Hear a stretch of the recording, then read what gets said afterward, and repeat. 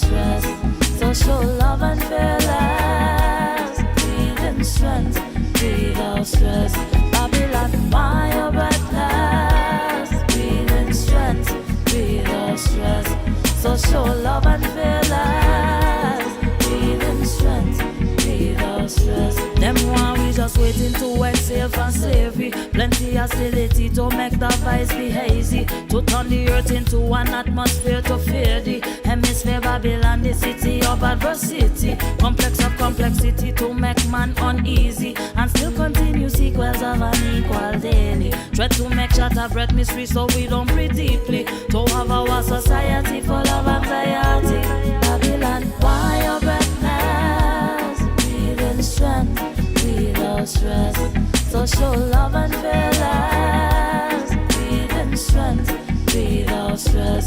Babylon, why you breathless? Breathe in strength, breathe out stress. So show love and fearless. Breathe in strength, breathe out stress. Once we huffing, puffing with anger and raging, and running out of breath, upset, hyperventilating. Some be gasping for air cause of the press of young pressure. And those in sufferation feel like they suffocating from economical segregation, strangulation, and all of the fast teaching them what in circulation. Situation be causing people heart palpitation.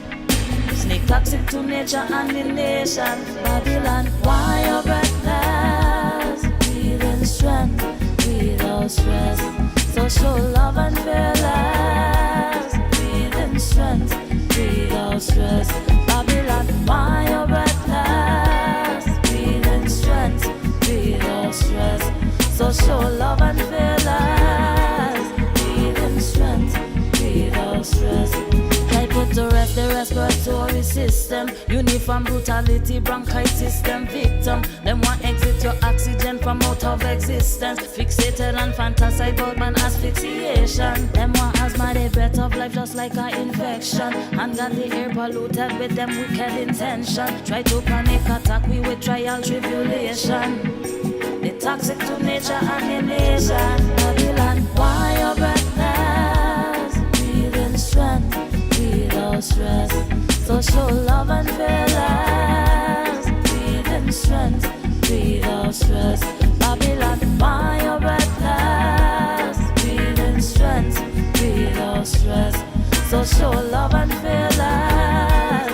Breathe in strength, breathe out stress. Well, shalom, Mishpachah, shalom, and greetings to each and all, and welcome back to another Friday Night Live. We're so grateful to be here with you all and to go through some things that may be, like they say, popping off according to the Gentiles' New Year. And hopefully we're going to learn a few things this evening.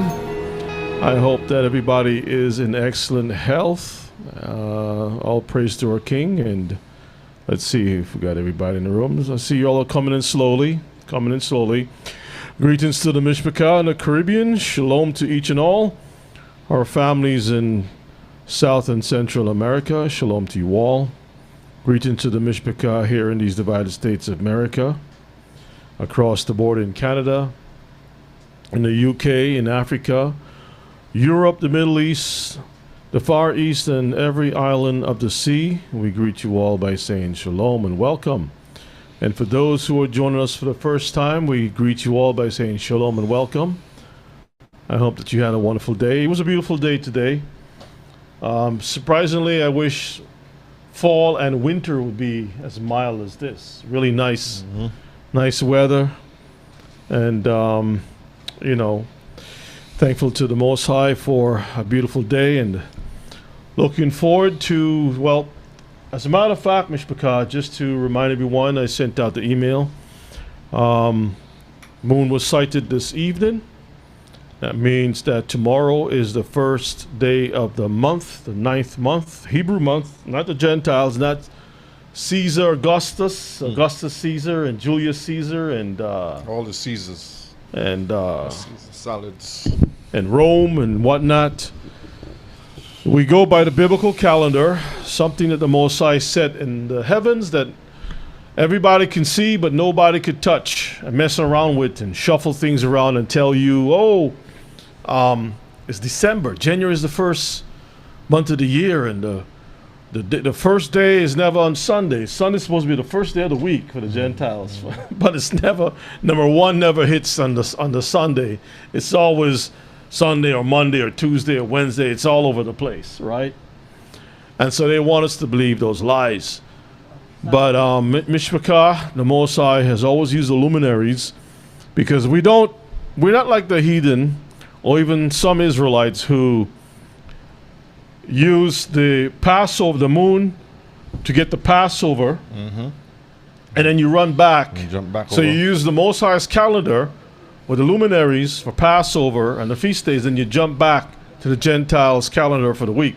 Doesn't make any sense, right? That's what you call serving two masters. Yeah, most definitely. And so, yes, brethren, tomorrow will be the first day and the new moon day, and Shabbat is going to fall on the Gentile Saturday. So we will be able to meet on those days to continue. And also, Hanukkah is coming up too. Feast of Lights. And we are going to go back into teaching on those nights some important things. Hallelujah. So without further ado, we are going to ask Elder to begin our service for tonight with a word of prayer in the name of our King. Hallelujah. Hallelujah. Hallelujah. Let us pray. It is a good thing to give thanks unto you, Holy Father. According to the book of Psalms, we thank you, we praise you for your loving kindness and your mercies toward us. We thank you for protecting us and guiding us throughout the day, that you take us out, driving, and wherever we do, your angels surround around us and protect us. And tonight, as we continue each and every Friday night, teaching by Brother Yonah and Brother Oshé. We thank you for all of us are always ready to listen and to participate. Those that are not feeling well, sick, those that have problems, accident, we pray that thou may touch their bodies and heal them, that they all will be healed, all will be well. Those that have little ones, we pray for them. Those that come for the first time, we are very happy and glad to have you. We welcome you, and we pray that the Heavenly Father will keep you strong and well. Bless the service tonight, the teaching. We pray that I may speak to our teachers tonight, Brother Yonah, Brother Oshé, the one that is going to teach, that I may speak to them, through them, for them, and with them, Holy Father. May your name be praised. Give them the strength and the courage, the ability, the Holy Spirit, that the reading will come out fluently and clear, that all will come out good, and we all will give you thanks and praise, because we ask it all through your Son Yeshua, we pray. Amen. Amen. Amen. Hallelujah. Thank you, Elder. Well, brethren, Brother Shay is going to be driving or flying this plane or sailing this ship. What you see on the screen is an interesting cover for The Economist magazine. And The Economist, from time to time, they put out some pretty interesting predictions, as they call it. I think it's a Canadian. It's British. It's British? Yeah. Okay, so it's British. Based in London. Okay, so it's a British magazine. And they put out these interesting conspiracies, predictions, or whatever it is, from their perspective. And one of the things that our people need to remember is that the Bible is very true. The book of Ephesians says that this world is ruled by principalities, wickedness in high places. Daniel was praying for 21 days and didn't get an answer right away. Gabriel he said, from the first time, Daniel, that you prayed, the Most High heard the prayer, and I was coming to bring you the message. That's right. But the prince of Persia held me up. So you're thinking, well, wait a minute. How is a prince of Persia, a mere man, physical man with a crown on his head is able to hold back one of the mighty angels of the Most High. That's right. How is that possible? Gabriel? No. So we come to understand that Gabriel was held by the leader in charge, the one of the angels that was put in charge, the right. principalities that was put in charge over Persia, held him up from delivering that message. And so sometimes when we pray, we think it comes straight from God. I use a generic term, Yeah. even though it may offend some Israelites. It comes straight from God to me, like immediately, Instant. right? And there are some prophetesses who believe that they have a direct link to Yah. But if Daniel is praying, and it took him 21 days because an angel was bringing the prayer message and was held up, what makes you think that you're somebody special? A lot of people think that it's like a text or email type Yeah. deal. Straight from your lips to Yah's ears, instantaneous that way. And it's not to say that that can't happen, but like you was talking about the angel that held up Gabriel, Prince of Persia, right? And I believe it's an equal power, because if he's a mighty angel, ain't no smaller angel going to hold him up. It got to be somebody equal or greater, right? Yeah. So that's just me thinking that way to say, Yep. it had to be somebody of equal or greater power to put a delay on the message to Daniel, because Daniel himself is praying, and Daniel is one of the, on the good list that you call One of the strong prophets. He's been through. He left as a young man. He left Jerusalem, early age. Him and Shedi and them, Yeah. right? Left and was taken into captivity, and he went through Babylon, and then he came into Persia. So he's been through some transitions, Yeah. right?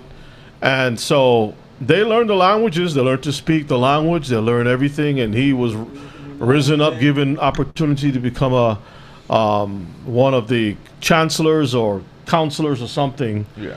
in the kingdom. So he earned his position. Yeah. So Mishpachah, just in brief, if you look at the picture, you'll see a lot of symbolism, and with the occult, symbolism or images is very important. They always prepare stuff way in advance. They get together, they get the instructions from the demons who sit in charge of different governments. Those demons tell them, well, this is what my boss said to bring to you all. And they sit down and they put together all of these different things, the agendas that is coming up. And the people follow through, right? We have seen examples throughout the Bible where leadership, kings, always have to consult an oracle. Even Herod himself got the priests together to find out what's going on with this star over here. And when that wasn't good enough, he asked the wise men. Now you would think that the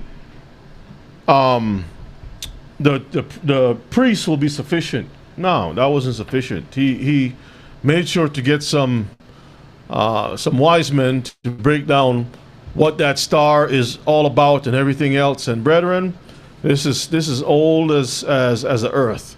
You had the Reagans, you had the Clintons, you had all those people, All the families, yeah. that bring witches into the White House, as an example. In Russia, you had Rasputin, right? Not Putin, but not Rasta Putin, Rasputin. Okay, let's just be clear. That was given information to the monarchy in Russia, as an example. And so we find, even recently with Agent 47, right, the president, he had a woman from a Hindu woman Yeah. praying to some Hindu, some demonic prayer she had at the gathering, the convention or whatever it is. And I was like, this don't make any sense. These Yeah. people are supposed to be Christians. That's what they're claiming. And you have a woman who's calling upon a different God to bless you as a president? No. So that's an example that they get together with the dark forces of this world. And they get the instructions. And this is why you have this symbolism. You know what I mean? Those who have eyes to see will see, and ears to hear will hear. And they will watch and prepare themselves. So, Brother O'Shea, it's all yours. Yes, Mishpaka, yes, indeed. When you look at this here, before I begin, let me pull this up real quick. They say a picture is worth 1,000 words. Yes. Now, when we look at this picture here, we're going to have a discussion on this and some other things as we go through the slides tonight. It's not a 100 slides like I normally would have. It's short and it's straight to the point. And we're going to have a discussion. There's a couple of videos we're going to look at. We're going to kind of see what's going on out there. But like they say, a picture is worth 1,000 words. Because when you look at what the agenda is pushing out there, they put things to try to code it. Now, before I start, let me do this here. Let me open the Googles. And we're going to look up the definition for the word conspiracy, okay?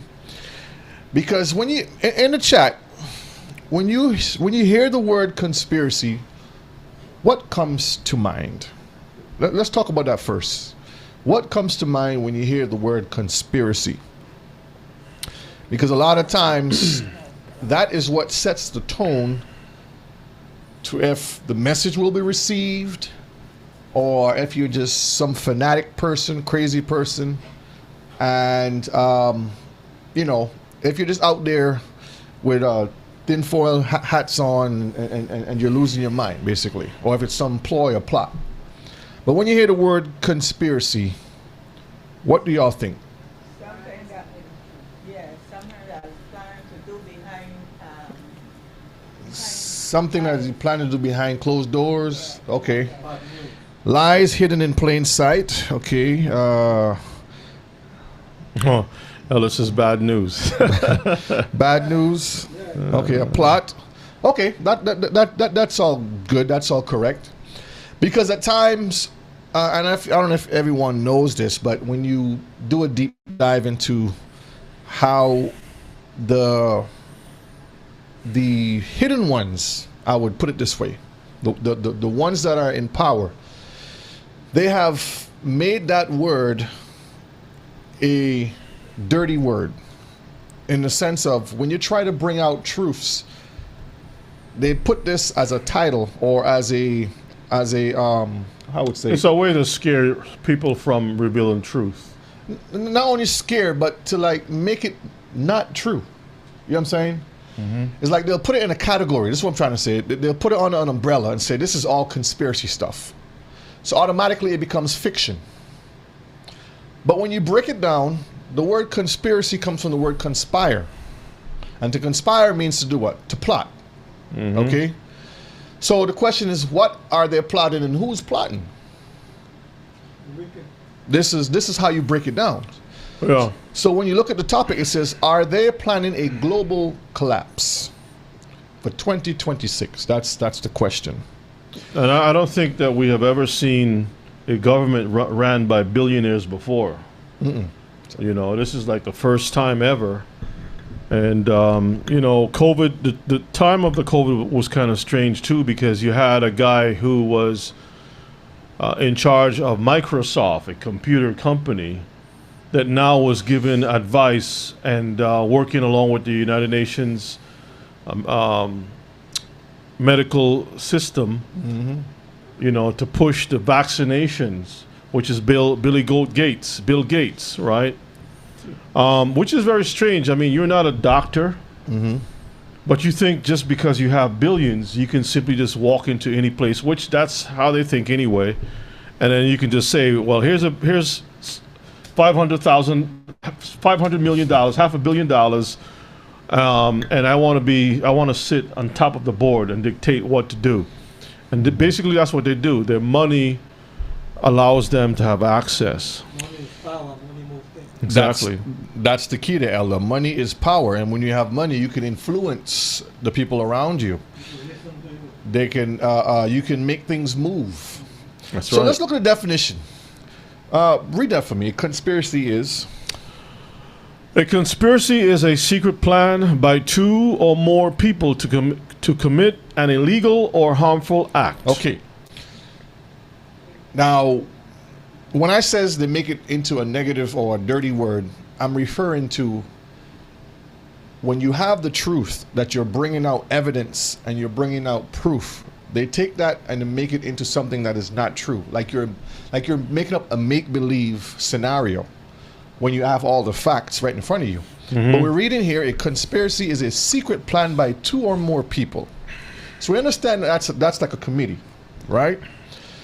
And we see, the Bible tells us, and we're going to see some of this in our text when we go through tonight, about how they conspire all the time against the Most High because of what the Most High has already put in play from the beginning.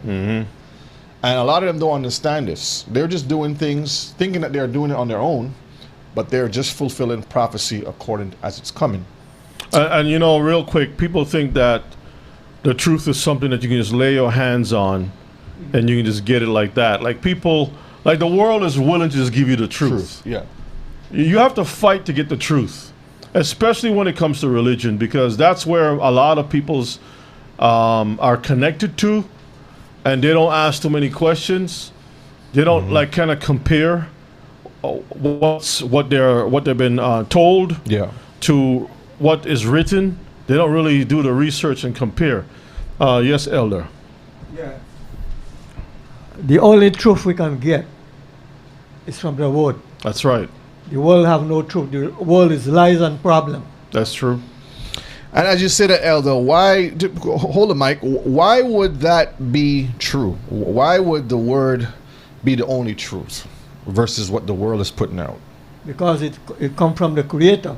That's right. The Okay. Creator controls everything. Nobody else cannot contradict or say cannot overdo Him. That is why it is true. Okay. You know, one of them, if you really want to prove if the Bible is correct or not, just from a historical perspective, read the book of Daniel with Nebuchadnezzar's dream. Because I don't know of a Hindu text, I don't know of a Islamic text, I don't know of any other text, religious text, that spoke about head of gold, and it falls exactly in history. Exactly what it is. Silver, exactly in history. Brass, iron, and clay mixed with iron. I have never seen any other text bring that out. And that's where I'm going with this, as if I ask Ella this, because the way how we know that the word is truth, Mr. Picard, is because it has been proven. That's right. The historical documents are there. And no matter how sometimes the world try to cover it up, they can't, because we understand that that light shines in a dark place. So they'll try to twist and turn and bend it and kind of make things to show weakness, but the truth cannot crack. The foundation is too strong for any type of misinformation, as they would try to put it. So jump down to here. In a broader sense, the term is used to describe conspiracy theories, which are explanations for events that invoke a secret plot by powerful figures. Powerful figures. Shadow governments. The Most High don't have to have no conspiracy. Everything that He has put, He has laid it out right before us. That's right. It's out in the open. We know what's going to happen. But for the enemy, they move in the shadow, just like you mentioned. It's like the clouds come over and then they start to come out. It's like, vampire type movements. When the sun is out, you don't see them. But as soon as it gets a little dark, they Yeah. start running around, Yeah. the corners, the alleys, and different things like Yeah. that. Yes, Elder. Yeah, the Elohim only allowed in things to happen. He allowed the people of the world who is in control, let us say the enemy, he allowed him to do what he's doing for a time. Mm-hmm. That's all. That's right. That's right. All right, so let's begin tonight because we're going to get back to this slide with the pictures. I have a video to break it down. We're going to go through it. We're going to have a conversation on it. So no rest for the wicked. Mishpachah, put a 1 in the chat if you think the wicked is resting right now. Put a 2 if they're not resting. Resting. I mean, look at the presidents. When they leave office, they're only there for 4 years. And when they come out, they're grayer than anything else. That's true. No rest. The devil and his minions continue to be hard at work in preparation to establishing their final kingdom, because that's what they're trying to push. Yeshua promised us our kingdom coming from heaven to earth. Mm-hmm. So they understand all of this. They see the same text we read, the same information we have, they have. So they are trying to pervert it. Like when you have a river that goes this way, and then they try to divert it to a different way. But nature takes its course and bring it back. Every time they try to divert the Most High's words, it comes right back on course. So they're trying to establish their kingdom, trying to destroy as many souls as possible, not taking a rest at their wickedness. And we can see this every single day in the news. You put the news on, it's nothing but madness. The news, once upon a time, used to tell you the truth. Now it's just lies and madness. Yeah, and when you and people have actually done the test where they played clips from all the networks, and they're all saying the same thing. Same thing. That's right. Same thing. They're all singing the same song. Read Job chapter 2 and verses 2. Let's start there. And you all said unto Satan, From whence comest thou? Uh-huh. And Satan answered you all and said, From going to and fro in the earth, and from walking up and down in it. Now, we can clearly see that this is way after he has been kicked out of heaven, because we can see he's walking up and down the earth. He's not where he used to be. He's not employed anymore in heaven. So he's on earth doing what he's supposed to do, which is cause problems. And let me pull up a precept to that real quick. Let's go to the book of Revelation. I always like this one. When it came to me, I just start to laugh every time I read it, because I think it's interesting. Revelation chapter 12. I think it's 12. Let's see. Let's see. Yes, here we go. Is that the one? Let me see. Hold on. Let's see. Okay, verse 12. 12 and 12. This is the one I like. I figured that. Therefore rejoice, ye heavens, and you that dwell in them. Woe to the inhabitants of the earth and of the sea. Okay, pause a minute. See, the first part makes me laugh, because the heavens are rejoicing because he's been expelled. He's been kicked out of heaven. So there's no more problems up there. Go ahead. For the devil is come down unto you, having great wrath, because he knoweth that he have but a short time. So the short time that he has, all he's doing is causing a havoc. He's coming through. He's accusing people. He's being very manipulative, destructive. Everything you could think of in a negative sense, that's what he's doing. That's his job. Mm-hmm. Okay? So Job is saying here in the historical record that he was going through a test. And the Most High is not to say he did anything wrong or anything right. He's just keeping the commandments. He was a person that eschewed evil. But as part of a test, the Most High said, this is my servant Job. He's very good. And therefore you see Satan walking up and down. All right, 1 Peter 5 and verse 8. Be sober, be vigilant, because your adversary the devil, as a roaring lion, walketh about, seeking whom he may devour. And when you notice it says roaring lion, because lion, it could just say lion. But at what point do the lion itself, or I don't say what point, when you have the lion, he has different moments of him. He could be sleeping, he could be drinking water, he could be running, he could be fighting, he could be. But in this point, it's saying he's roaring. What does that indicate when a lion is roaring? The second half of that lets us know that he's positioning himself for an attack. There you go. So he's letting the surrounding area know, I am coming to take your life. Pay attention. So he's walking about seeking whom he may devour. On the bottom, I put 24 hours a day, 7 days a week, all the time. This is what the wicked is doing, and we will see it as we go through tonight's slides. So in tonight's class... But if you can go back for a quick second. That part in Peter says, be sober and be vigilant. That first part, sober, I must ask our brethren, what are some of the ways that we can find ourselves not being sober? What are some of the things that would have us as if we're drunk, incoherent? And I mentioned that last Friday night. I mentioned that. Ima, not paying attention. False doctrines, drugs, lust, liquor. Yeah, those are the main. Those are some of the popular things that we all know. Like in church, people talk about flesh. Flesh is like, if you have to do like Simon Says, ping. What do you call it? Family Feud? Family Feud. The number one thing in church would be flesh. Top answers on the board. Number one answer is flesh. Bing! And everything else. But a true distraction in our time is much more than that. It's the social media, it's the entertainment, it's all of these modern devices that we use. That itself does not keep us sober. It keeps us distracted. Exactly. You know what I mean? Access to a lot of things. I mean, for example, and I won't keep much time, right? For example, your children did not have access to a lot of things until they got to a certain age. TV was monitored by the family, by the parents. So when the parents shut the TV off, that was it. That was it.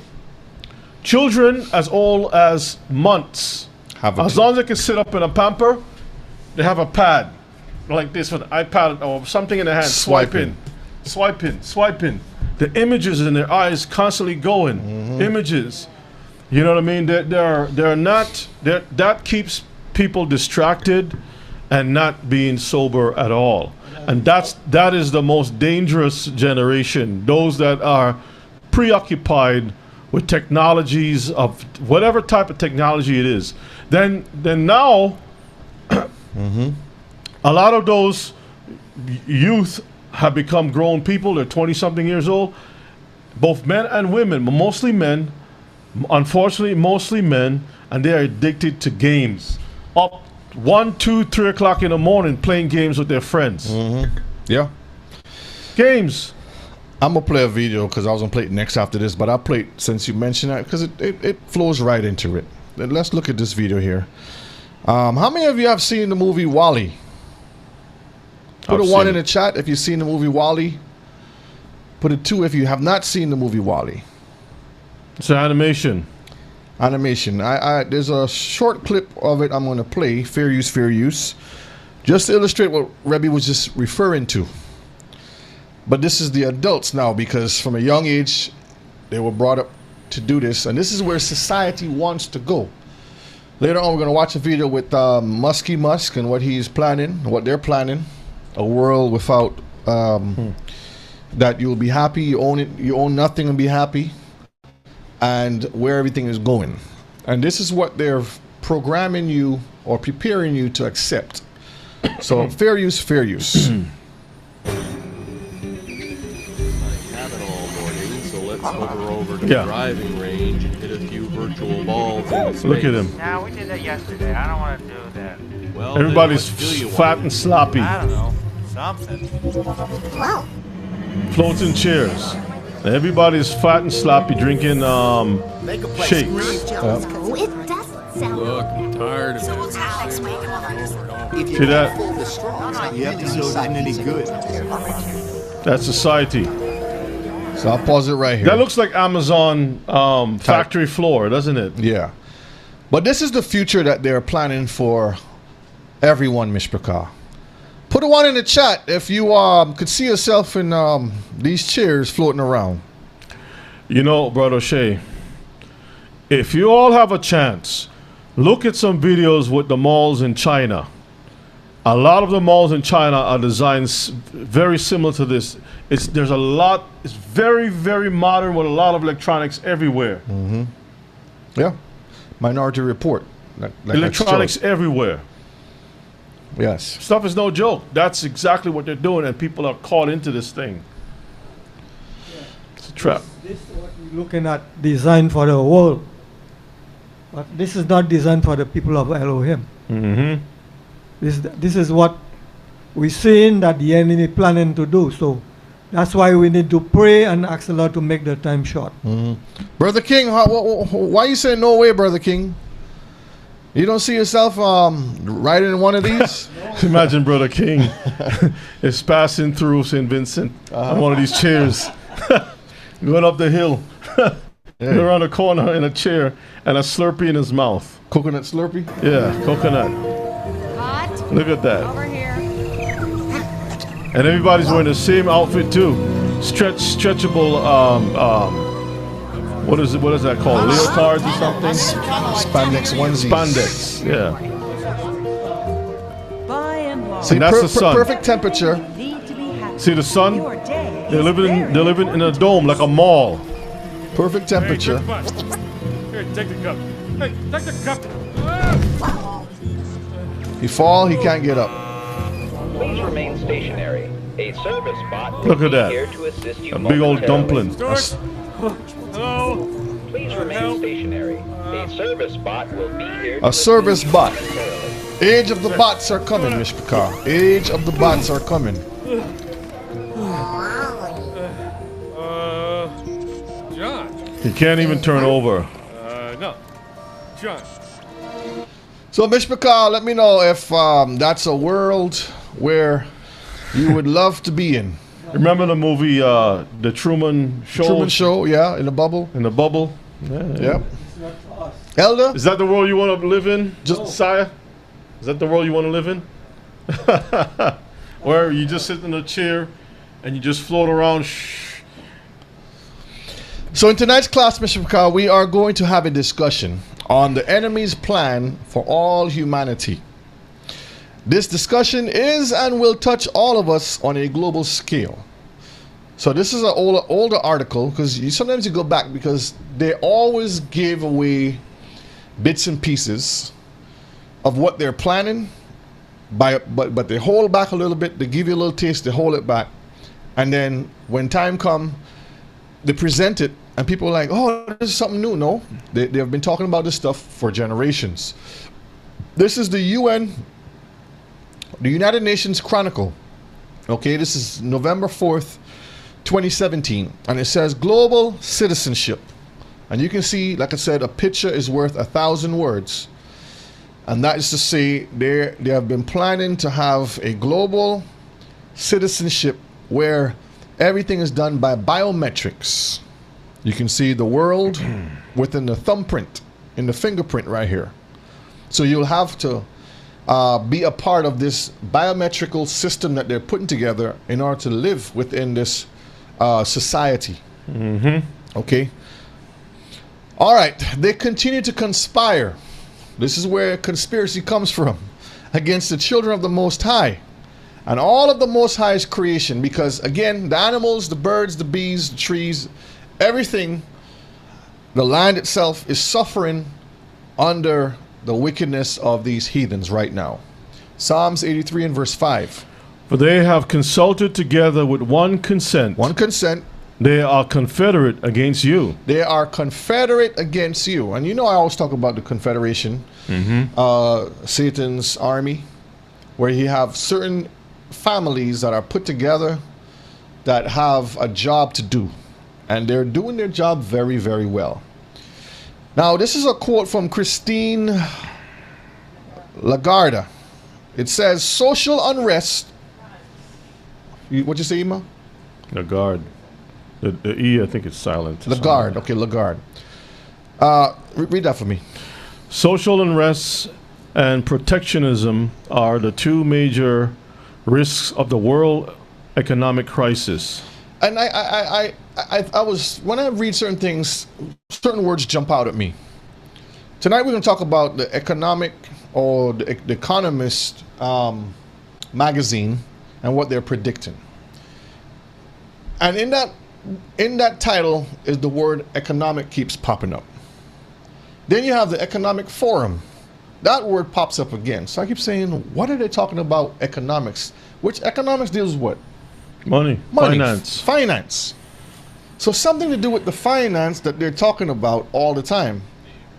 But you're not really catching on to it because you're thinking of other things.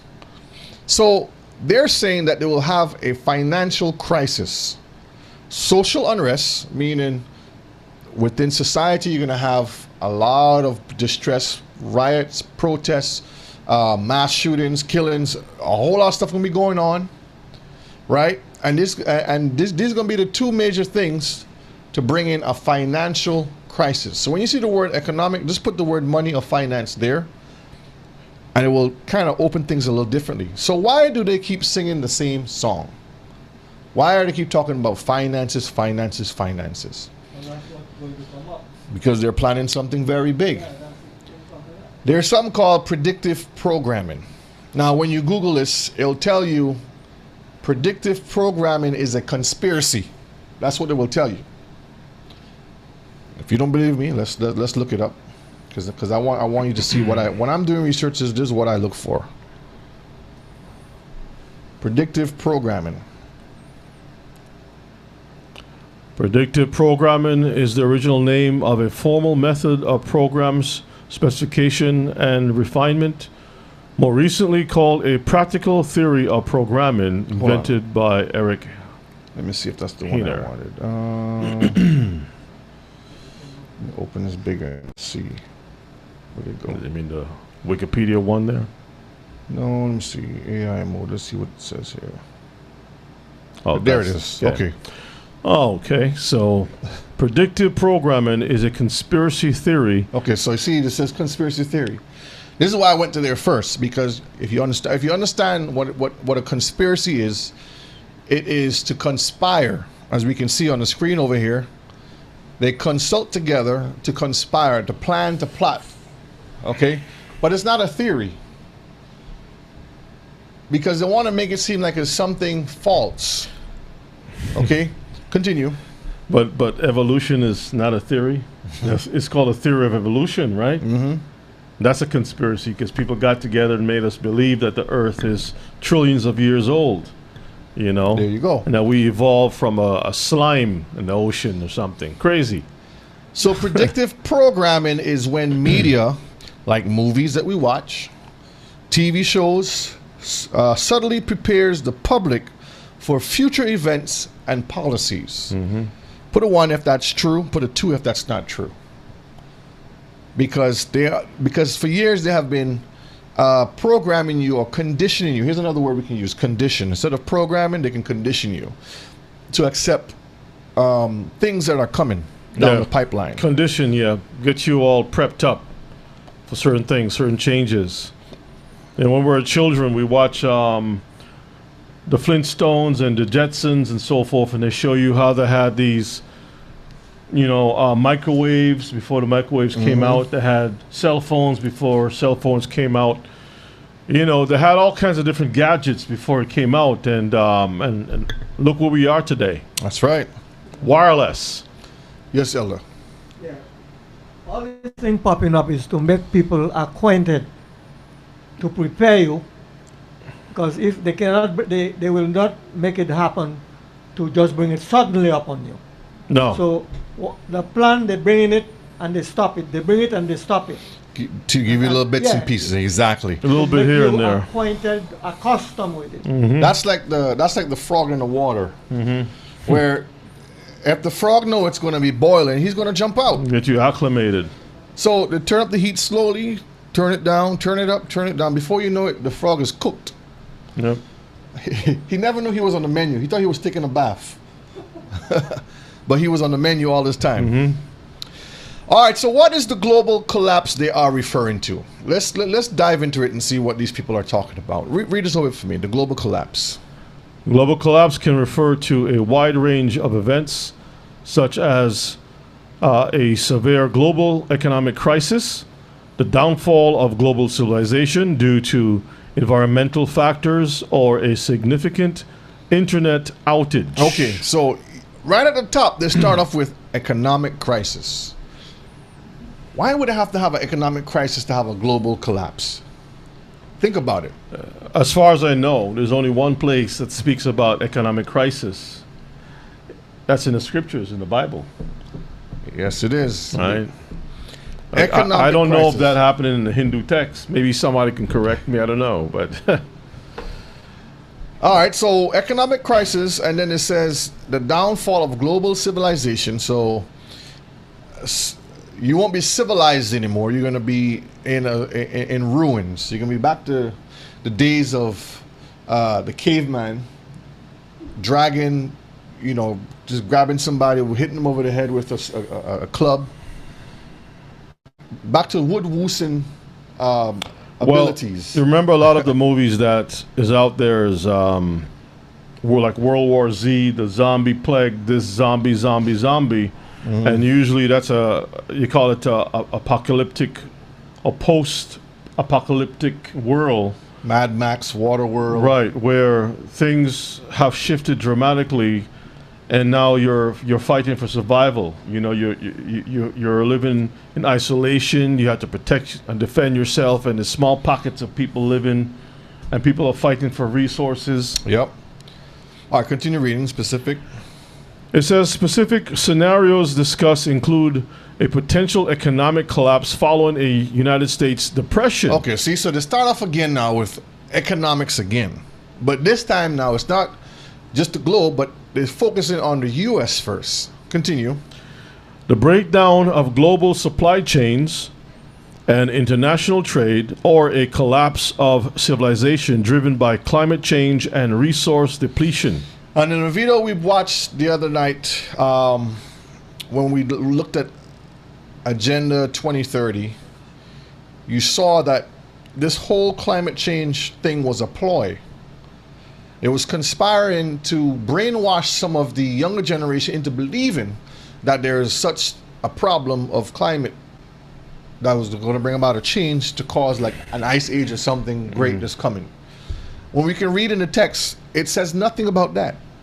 But it does say that a meteor, in their words, but in our words, a stone cut with our hands is coming back to destroy their system. Mm-hmm. And in their eyes, they call this the ice age that's coming. But the Most High is telling you that he's going to come and destroy their kingdom. So we see that they're planning to have a collapse following a United States depression. So we're going to look into that a little more. Over here you see on the picture, it says 2026 will be the most hated year of the century. Why would they say that?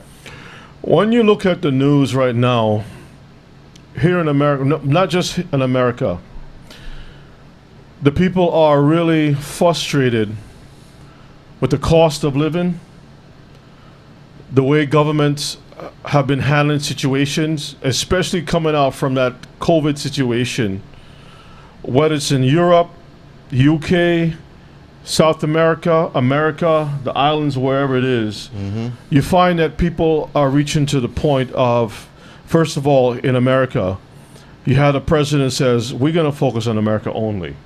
Because all the presidents before have been thinking about helping other nations, and we've been left behind, and it's time for us not to be some piggy bank that we just keep giving up money and so forth. And all that stuff was just a lie. Because instead of putting the brakes on, he just keeps accelerating even more. Yeah. And a lot of things just don't make any sense. You say you're not going to go into wars anymore. We're going to end all the wars.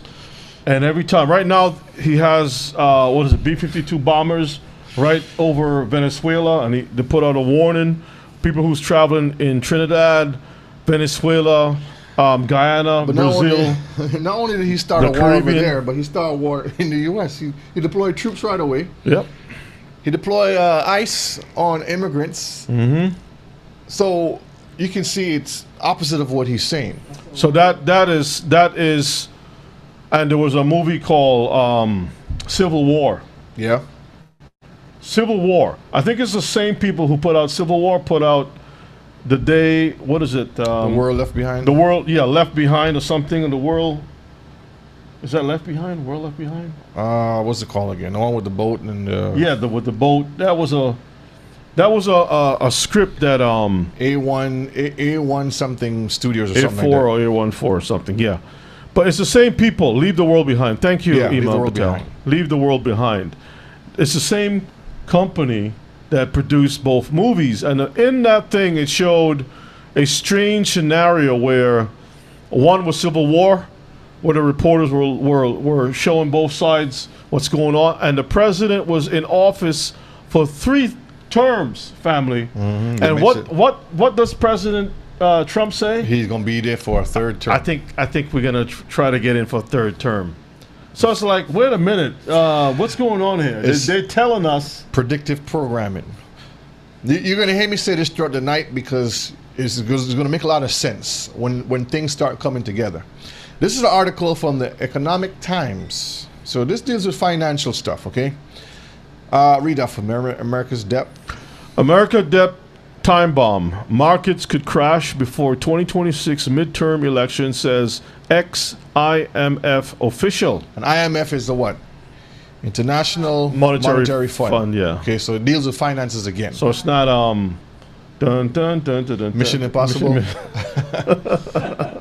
That's all linked though. All right, let me see. Let's read this first part here, Okay. and then we're going to jump down. The United States may be in line for a severe financial reckoning before 2026 midterm elections. So when is that? When is the 2026 midterm elections?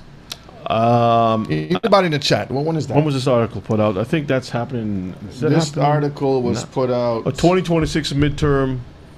I think that is next. Is that next year? I think it's next year. This article was put out 25th of July. I mean, 15th of July. So when is that, Mishpaka? When is the midterms election? Somebody look it up in the chat. Let me know when the 2026 midterm elections is. It's in 2026. I think it is. Yeah. Yeah. Anyway, All right, continue reading. Desmond Lachman, a former deputy director at the International Monetary Fund, warned that the world is losing trust in the United States dollar, and the U.S.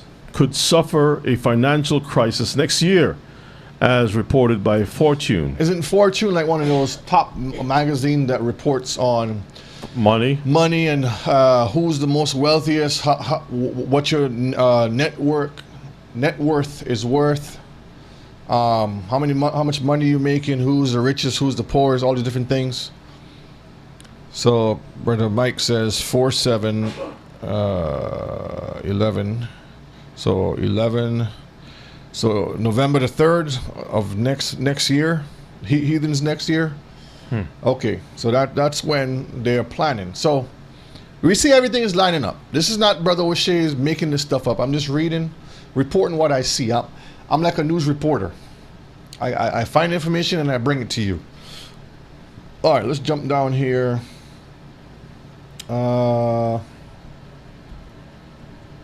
Let's read this part here and then we're going to move on.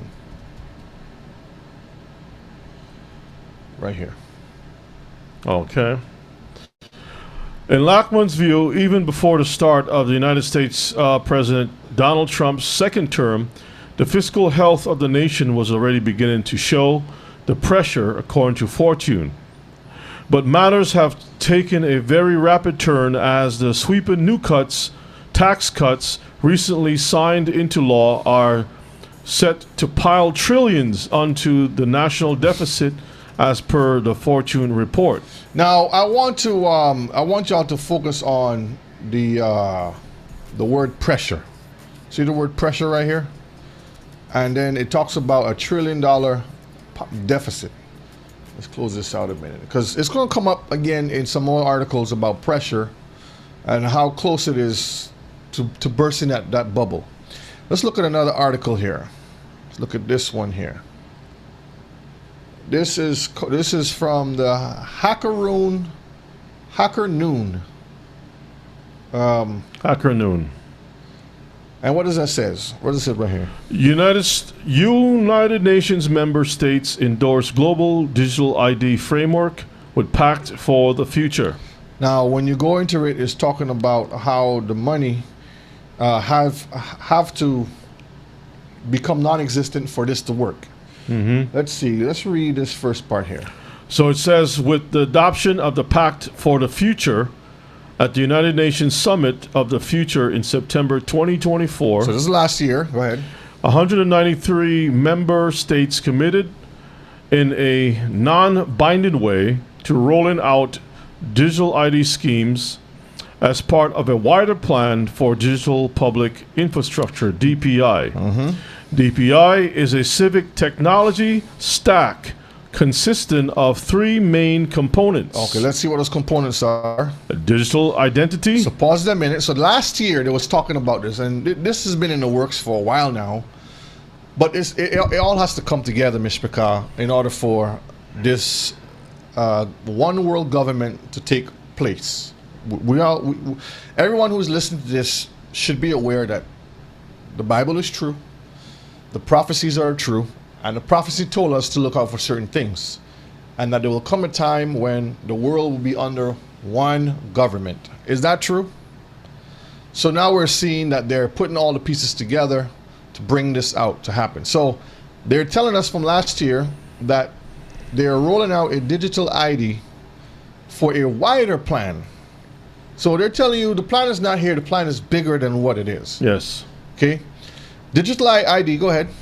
Fast payment systems, an example, programmable central bank digital currency, the CBDC systems, stable coins, online banking apps, etc. So this part right here is what they're working on right now. The digital part has already happened. Is this a matter of implementing it? Barbados has been pushing that. Jamaica is involved in that.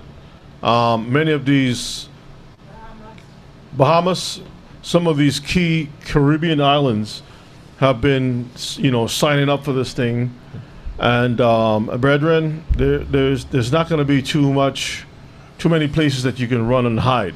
A lot of them have to sign up for it because it's like they're dependent. Tariffs and stuff have been put on them. They're dependent, yeah. They don't have the stuff because they were forced years before to get rid of their crops, to be dependent on United States, Britain, France, and all these other major countries in order for them to have food and different things coming in. So they have to take on this new system in order to be a part of it. To survive. Brother King says St. Vincent's also have it.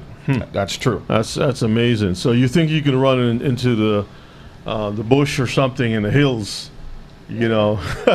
So Mishpaka, last class I said, look out for these couple things. It was a digital ID. So they're talking about that right now. We're going to see some more of that throughout the class. And a fast payment system. So they're saying cash is too slow because you have to go count money and all these different things. And another thing too, if you want to know where if you want to know about somebody's house, what it looks like, where they live, you can just go to Google, because Google has a car or cars that go out with cameras pointing in all the different directions. And mapping, yeah. And mapping, they just drive down the street, reverse, come around, and they're always cycling through. Then they have the satellite that watches everything. And so you can be anywhere. I don't know if anybody ever attacked those Google things. I don't know, but you could be anywhere. And they are mapping this information and uploading this thing on a regular basis. So you paint your house green one day, and about maybe a week or two later on, It's updated. It's updated. Your house is green. Yeah. You move your basket here, and you, brethren, That's true, because I remember looking at the Google map one time. A year later, I look at it, it's like, wait a minute. Cataloging every single thing, family, everything. Everything that you're doing, the satellite above is watching you. And they're making changes as you're making changes. All right, continue, the last part. Massive data exchanges between public and private entities. And how are they doing the massive data exchanges? Brother Mike in the chat in Texas, how are they doing these massive data exchanges? You should know about that over there. Tell us in the chat, brother. Tell us in the chat. Tell us what is being built right now across the street behind your house. Behind his house? I just say that. Come on now, don't do that to the brother. They're putting these huge data centers. Brother be peeking through the window. So he says they're building 2 big Google data centers. Yeah, and the data centers is gonna jack the prices of people's electric bill higher because it consumes a lot of energy. This is why when Trump had those techies, the billionaires come and talk about, we want to have these data centers and it'll be independent from the electric grid and stuff like that. The question is it going to be run off of solar power? I mean, you need engines or some type of a power to generate electricity. It doesn't happen by itself. You don't have like lightning storms that just charge up your batteries up for a day or two. So the only solution for that is oil. And they say they want to make it green, right? But then they tell you that you're going to have, like you said, solar power or wind turbines, all these different things. And when you dig deeper, in the background, they still have to go dig for coal to push these turbine engines and stuff. Kill all the birds, those big windmills. And oil, because those solar panels and those turbines is not doing the job. So look at Venezuela.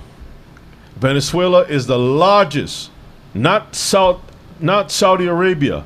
Venezuela, look it up, is the largest oil deposit in the world. They have the largest oil deposits in the world. Nuclear is kind of tricky because they don't build a whole lot of plants every year. I mean, that's very, very tricky. And nuclear, there's no way to really dispose of this thing but to bury them in shafts under mountains and stuff like that. And that's even tricky because those things shift a lot and they leak. Mr. Picard, when you're looking at it, there's talking about resource depletion, talking about things are going to be hard and scarce. That's a lie. Smaller nuclear plants near data centers. Well, even that itself, they're going to try. Brother Barry, they're definitely going to try it.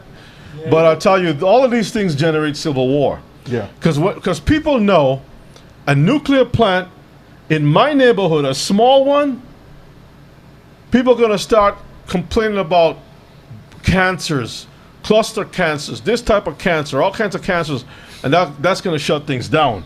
So that creates the perfect storm for civil unrest. People are not going to put up with that kind of stuff. This is the article here was talking about Trump seeking a 3rd term. Yeah, there you go. Let's close this out here. There are methods for doing so. Yeah, one of the ways that a president can stay in office for a longer period of time is through a war. That's it right there. If there's a real war that can keep the president in office until the war is over, and then, so listen, hey, let's just pay attention to what's happening, because I'll tell you something too. It seems like we're like these days is like a 3-day week. Doesn't the week seem like really short? Yeah, it does. You turn around, like we just had Shabbat like a couple of days ago, and then we had one yesterday. You know what I mean? It just feels like Time is speeding up. Make it real short, Abba. Make it real short. That's what we're praying for. Make it short. Yeah. Make it short. Look what it says here. It says he was not joking. So they're telling you, Mishpachah, that they're planning and preparing for this to happen. Okay. All right. Let's move on to the next slide here. Who owns The Economist? That's a good question. Who owns The Economist? Now look at this. This is from Sprinter Press from Twitter or X now. It was once Twitter. It's That's Elon Musk. yeah. Read this for me. The Economist foresees war, pestilence, and economic collapse in 2026. So this person is saying these powerful people behind the scenes are predicting war, pestilence, and a financial collapse. Now look at the picture. Good. I got a question. Because remember COVID, when COVID came about, Trump was the one in office at that time, right? When did the COVID thing started? Was it his first year in office, or was it his second year office when it rolled around to the second? This is the second year. It's first No. year. This first term, second term. This is the second term. I'm talking about Oh, when he got when he came into office as president the first time around. Did the COVID thing start? 2019. Because he came into office when? 2019, right? Is it 2019 or? When did he come into office again, Mishpachah? Help us out here. 2017 he came in office? 2019, the end of his term was when COVID 2017, thank you. 2017. Yeah, the end of his term because So it came towards the end of his term. Yeah. Okay. So I'm just throwing something out here, right? See, from 2017 to 2021, because He COVID served, ended right. in 2021, and then Biden take over. Right, Because right. Biden's talking, he's going to change that. So he came in towards the end. That COVID thing came in towards the end of his 19 to 21. 2019. Right, December 2019 into 21. So Yeah. let's keep an eye on what's happening now, because him being in office at that time brought a lot of problems, especially here in America and the rest of the world. That lockdown thing was no joke. Okay, that reset was not a joke at all, and now they're talking about a collapse in 2026. Brethren, let's try to stay abreast of what's going on in this world. Okay, let's pay attention. And Biden was in office 22, 23, 24, right? Yeah, and they're talking about another thing because they said in Washington, I think Hawaii or Washington State, they said that there's an outbreak never seen before in human beings. And I'm like, here we go again. The last time it was over in the West Coast, and they start that nonsense, and then they trickle over to this side. Anyway, They know what they're doing. So when we start to dig deeper, we start to see who's behind a lot of this mess, okay? So again, they're predicting war, pestilence, and a financial collapse in 2026. And the picture is showing you here the four horsemen. You can see the riders, and that is found in Revelation chapter 6. We're going to get into that later down to kind of open up some of this discussion. But the question right now, who owns The Economist? Let's look into it. Let's read that for me. The Economist is owned by the Economist Group. So you asked, what was The Economist? The Economist, a private company with a complex ownership structure designed to protect its editorial independence. So I read this a couple of times and I says complex ownership. Why does it have to be complex? Why can't it be simple? A simple ownership. Bob owns it, but they're gonna tell you Bob owns it. They're gonna give you a whole run around yeah. before you can find who owns it. Right? Designed to protect its editorial independence. That means able to speak what they want to speak without government Anyone interference. messing with them. Okay, yeah. continue. The largest shareholder is Italy's Agnelli family. Anginelli, I think it's. Agnelli, okay, through their investment firm Exor NV, holding about 43.4% of ordinary shares.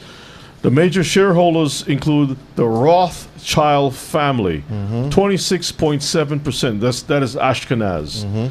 The Cadbury and Schroeder families, and various staff and former staff members. Now we're going to look into them in a little bit, and we're going to see some of the players and the agendas behind their stuff. Now remember, The Economist is a magazine, and right over here it says The Economist's primary focus is world events. So it's a magazine that comes out of Britannia or Britain that focuses on world events. Most that they focus on is politics and business. Okay, but it also runs regular sections on science and technology. That's very interesting. Science and technology, as well as books and the arts.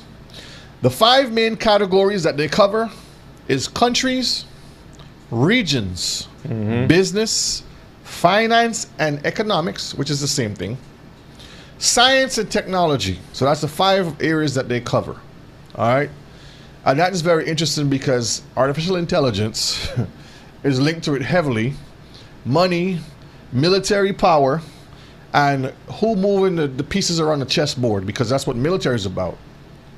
Taking king of the hill mentality. And then you had some senators who themselves were in the military, serve in Iraq and other places, military intelligence and so forth, that has been saying to soldiers, you don't have to listen to the president's orders, to do whatever he tells you to do if it's against the Constitution. And the president says, hang them high, hang those senators high. They need to be. So all of those types of conversations creates unrest and civil wars. This is not just for America only, brethren. England is going through a lot of stuff too. This is worldwide. Matter of fact, you look over on the continent of Africa. What's that guy's name that everyone trying to hate? He walks around with in the military. Yes, Faso. Yeah. The colonel or something. Or he's general. trying to do his stuff, and the Europeans are trying to go against him. China's in there trying to do their things too. There's a whole bunch of different chess pieces moving around the board. All right, so let's look at the families here. We're going to pull up some of these and kind of look into it. But these are the families. The Anginelli family is into a lot of racketeering in sports. No, they're good people. They're good people. When you dig into it, a lot of what's the term? Legal, organized crime. Organized crime. Mafioso. So let's look at some of these here a minute, okay? And you got the Rothschilds. Let's open this one first. And let's start from the top first. I'll jump back down there so you can kind of see who they are. Let me make it a little bit bigger. You can just read the first till about here. Okay, so Anginelli family is an Italian multi-industry business dynasty family founded by Giovanni Anginelli, one of the original founders of Fiat Motor Company, which became Italy's largest automobile manufacturer. Just good enough. Okay. I'm just telling you the background of them, how they become powerful. And you can go and check it out for yourself, but when you jump down here, it shows you the companies that they own. Let's go down here. Let's see. The family control counselors. Right here. So a list of businesses. So these are the businesses that they own. Fashion designer. Sodomite business. Go ahead. This one here is British. Go ahead. You can Trades. British American trade. Right. Bibliometrics and scientometrics. Basically trade. Right. Okay. And what is this one about? I'm not sure what that is. This is about investment firms. And the list goes on. More Yeah. stuff. You go down, radio. Uh-huh. They own a soccer, not team, but a League. and this is where they do a lot of the bet. Is that betting. Philips? Philips, yep. Okay, so the technology Dutch company Philips, They own that. the electronics. Okay, Chinese clothing and stuff like that. Okay. Stellantis, that's dealing with Chrysler, Jeep, you name it. Yep. Mm-hmm. And the list goes all the way down here. Welltech, Mm-hmm. robotics. Well, that's, and we have to feel sorry for them, and they can do all of this, right? This is how it works.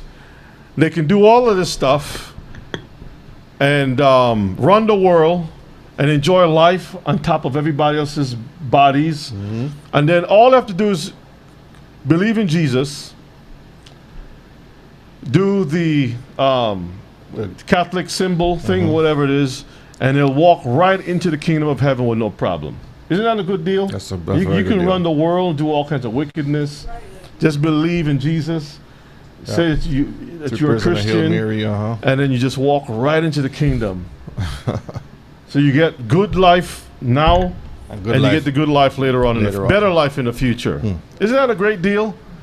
Like the Most High doesn't deal in equity, in righteous judgment. If that was the case, Mr. Picard, there would be no point.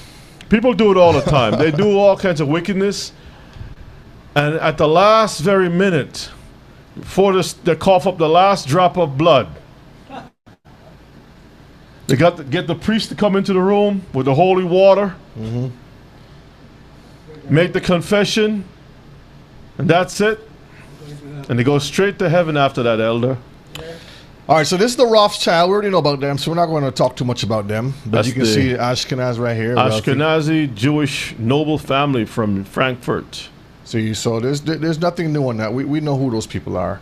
Let's look at the Cadbury family. That's where you get the chocolates, right? the chocolates, yeah. Let's close this out. A British family of wealthy Quaker industrialists descended from Richard. And see who the Richard Quakers who? are? Let me open this a bit bigger so you can see who the Quakers. See the Quakers right there? That's where you get the oat. You see the symbol of the oats? The Quaker Oats. All right, so this is the chocolate company right here. And they exploit a lot of our people. They exploit a lot of our people with cocoa in West Africa. Close these out. Exploit a lot of people. Let's go back over here a minute. All right, so now we're going to look at the And throughout the Caribbean also with the sugar industry and all kinds of stuff. There's a lot of history behind. Schroeder family. Schroeder family. It's from Hamburg. Yep. A German base family. And you can see that's their coat of arms over here. And these are, this is him right here, good old Christians. Yeah. I'll just show you their faces, Mr. Picard. You know who you're dealing with when it comes to the monies. You just follow the money and you know who's behind who. Yeah, these are the people that pretty much run the world. Now let's look at this page here for a minute. Over here you have a cover from The Economist. Over here, you have to point so they can see. Over here is right over here to your left. It says the new economic order. New economic order. So in order to have this new order, finance has to be changed. Finance have to come under one type of order for this to work. Now I'm just looking at the pieces that is cut here. Yep, The split different right down. zones. You got 1, 2, 3, 4, 5, 6. Yep, 6 zones. Interesting, huh? 6. So you see what they're pushing out. So you ask the question, what is it? What are they trying to tell us? Over here, this is the older one, and this one is coming true right now. It says, get ready for a world currency. And you can see the phoenix. The money is being burnt and done away with, and it's rising from the ashes and is becoming a what? Bitcoin. Electronic money. 10, 2018. Phoenix. Electronic money. And that's the phoenix rising from the ashes. It's a Luciferian symbol family. Uh-huh. With the French lily on the top of the head. Français. Over here you have The Economist again, and it says the Dawn's New World Order. He has Putin over here. He has the Sheikh or the Arabs, or I don't know which one that is. Saudi one Arabia. Saudis. You have Xi Jinping right here. And I don't know who these other two in the background, but the Dawn. He's the Dawn of the New World. And it's a play on word. Dawn as in like a new, like when the dawn in the morning. Start, yeah. Dawn's New World Order. And then look at the bottom one here. It says preparing the way. He has 6 people at his feet. 1, 2, 3, 4, 5, triangle. 6, yeah. And he's like worshipped. But actually, they're rolling the carpet out for him. 1, 2, yeah, they're rolling the it says carpet the out alarming plans for Trump's second term. 1, 2, 3, 4, 5. And the shadows here for the one is 6. Also, the one in the back, the red one, 6 shadows. 1, 2, 3. Put the thing. Yeah. 1, 2, 3, 4, 5, 6 shadows. Yeah. And there's 6 parts over here. 6 guys, 6 shadows, 6 people on the bottom. So, Mishpika, what are they trying to tell us? A picture is 1,000 words. Again, they put things in plain sight, and a lot of people look at it and, oh, this is just art. Oh, this is nothing really. But they're telling you exactly what they're planning. They're telling you that they're preparing a way that he can be the one in charge that's going to change the world, get the world ready for one world government, one world currency, under a new economic order. When you really look at the whole picture of what they're saying, we're gonna play some video here shortly, so you can actually see what they're saying and not what Brother O'Shea is saying. This is 2024, The Economist, the world ahead of 2024. Again, what are they trying to tell us? Let's read down here, and then we're gonna look at some pictures here. Okay, well, we can see it says, what a year. One American presidential candidate bowed out a few months before the election. That was when Biden bowed out. Okay. Another was almost assassinated twice. Ukraine launched a counter-invasion into Russian territory. Iran's president died in a helicopter crash. We anticipated none of these extraordinary events, and we expected America's elections to be a coin toss and failed to foresee the scale of Donald Trump's decisive victory. And you can see over here, you have the time is fastly moving. You have Zelensky and you have Putin over here, right? You see the moon, the months going real fast. Yeah. Right? This is the election that they're talking about over here. You have Big Brother watching that's the an computer. Eye. Yeah, that's an eye watching. And it tapped into the brains. The biometrics, right? Top of the brain. This is the money that you see is going down. Stocks. See, the stocks are going down. And then you can see... You can see the dollar sign, and then you see... Make it a little bit bigger so they can... Dollar sign, and you have different... see the dollar sign right here? The yen, and the euro, and the pound, and... all the different currencies. Question mark. Over here is the barge, the ship. This is the containers on the ship. It's just linked. Remember when they had the freeze and they had the boycott and they stopped all the shipment for a while? And the ships were out in the ocean piled up, and you couldn't get supplies. The longshoreman was on strike and all kinds of stuff was going on. It's crazy. Muskie cars, the batteries are burning up. Remember that? Xi Jinping and the minerals. Yeah, the rare earth minerals that they're trying to get, and those are some pictures of them on the bottom. Yep. For the batteries, because they want to transition to things. Biden over here, and this is Hurricane. Is that Biden or Putin? That's Biden. It's Biden. Okay, yeah. this is Biden. Putin's up here. Putin's up here. Oh yeah, that's right. That's right. So that's Biden. Yeah. This is Biden. And he was going back and forth trying to get minerals and different things like that. Yeah, it's Xi Jinping. And then you have the hurricane season. Now, I have a question. The red and the blue. Now, we know Democrat, Republican, but isn't that the same colors that they use when you're doing like 3D movies or something? Yes. And that's what that is right there. So you look at, you're seeing it from different angles. It's like it's way away from you. It's coming at you. Isn't that what it is there? Yeah. The colors right here. See right here. When you put the colors, it confuses a person here. And this is also a satanic sign right here with the two moons on the Baphomet. When you look into it, that's Yeah, I've seen that. questioning the power behind that. And Mishpachah, Musk is trying to go to space over here. And then you have the feminist power, dropping nukes, peace. This is very interesting because in the next one, what is a dove doing here? It has an olive branch in its mouth, right? Mm-hmm. And that represents peace. The only person that I can connect that woman with the hair tied back like that is the female president of Mexico. I don't know of another female leader that wears a hair like that.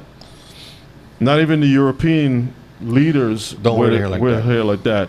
Unique. It's. Yep, the bombs that they're dropping. Yeah. So over here, let's see what they say over here on the top. They say, oops, read that for me. Votorama, democracy in the spotlight, beyond Gaza, turmoil in the Middle East, multipolar disorder, and undeclared Cold War. Europe steps up, Trump proofing Ukraine, Green Giants, the new geopolitics of energy. This is where they was fighting with Xi Jinping at the bottom. Mm-hmm. And then you have ChatGPT at work. Artificial intelligence gets real. AI gets real. Okay, that means that they launched it. Now, this is an old one. This is 2024. 2024. Okay, so we're not even. Okay, that's interesting. 2024. 2024. Now we go to 2025. Mm-hmm. What they predicted last year for this year. Look at the dove over here. Dove is the money. It has no wings. The money's what? Gone. Gone. The money is gone. And we're going to... Actually, the wings symbolize freedom. A lot of times, wings symbolize freedom. Yeah. And, especially... And this bird has no more freedom to fly around. It's going straight down. No more peace yet. It's broken off. Yeah, and it has the Bitcoin symbol. From the Benjamin to the bits. That's what I call it. Because Benjamin used to be the one in charge. Now he's no longer in charge. Yeah. It says crypto got everything it wanted. Now it's sinking. Okay, over here it says the new economics of immigration. Yeah. And you see over here the deadliest year for immigrants in ICE custody in 20 years. And I saw an article. It was somewhere in today's news where a lot of companies are suffering because they don't have the Latin American workforce. Yeah, like before. Yep. Because a lot of them are not there no more. So the agriculture has gone down. But even those that are legal in the country are being arrested. They're afraid to. They're afraid to come out. They're like, what's the sense? We're being harassed. If we can understand you going after illegals, but we have been in this country. We are legal. There's a reason for that. That's why I have the question down here, who's next? There's a reason for that.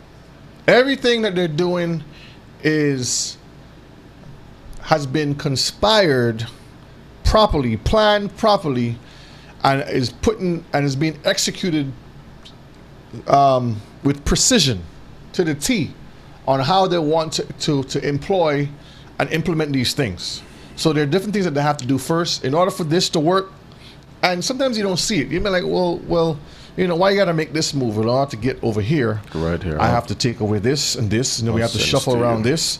And before you know it, we can make this happen over here. I'm gonna send this to you. Send it to me, okay. So you can just while you send that let me. There you go. Let's pull it up. That's just to share with the family how serious this thing is, because you see, economy has a lot to do with bodies. You can't have an economy if you don't have people. I also was watching an issue where they're paying billions of dollars in Japan and many other countries so people can have babies.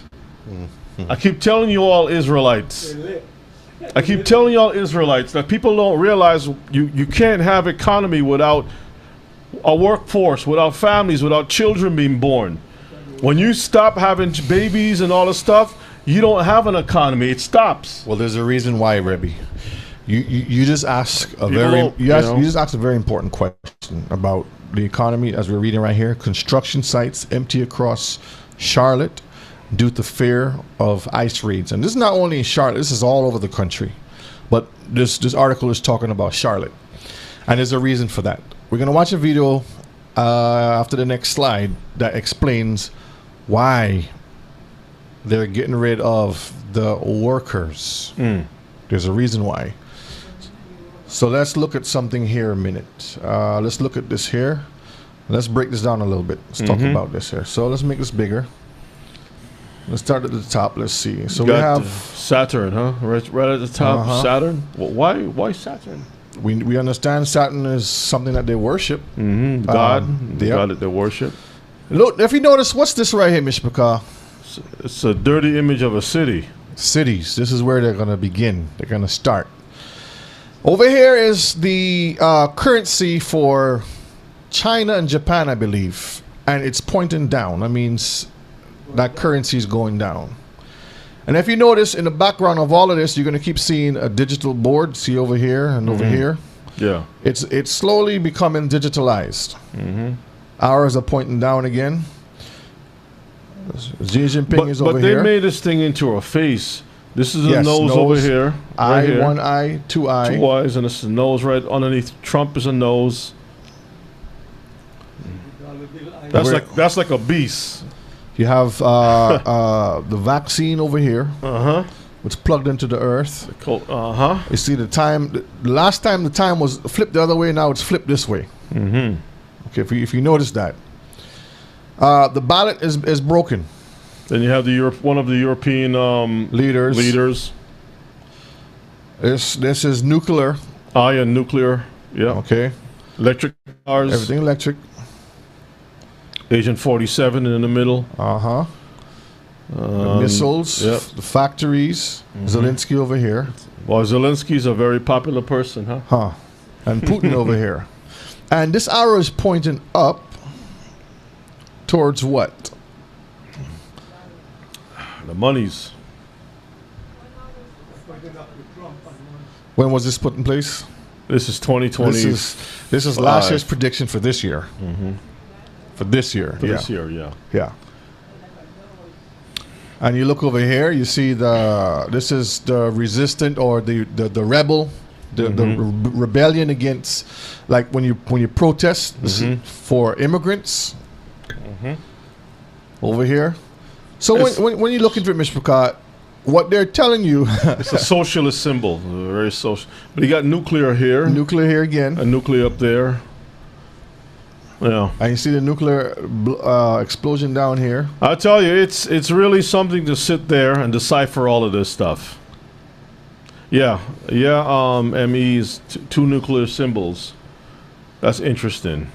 But a lot of money is embedded in here and digital stuff and whatnot. This is kind of choppy. See if you can read this here. It says Donald Trump returns the global consequences. You got trade wars. So pause a minute. Donald Trump returns. That's like a Star Wars headline.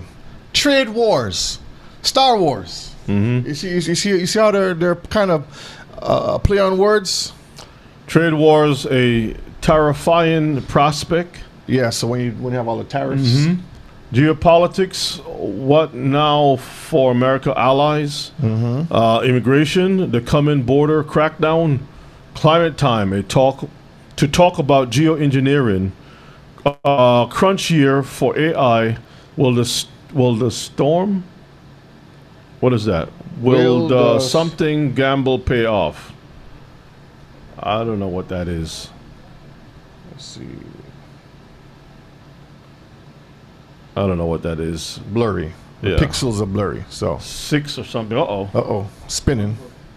Okay, just get out of that. Get out of that quickly. Okay, let's go back to the normal slide. Okay, there we go. So they know what they're doing, Mishpaka. Everything is strategically planned and placed. Picture is worth 1,000 words, okay? So you see the dove is crashing down. So let me do this a minute.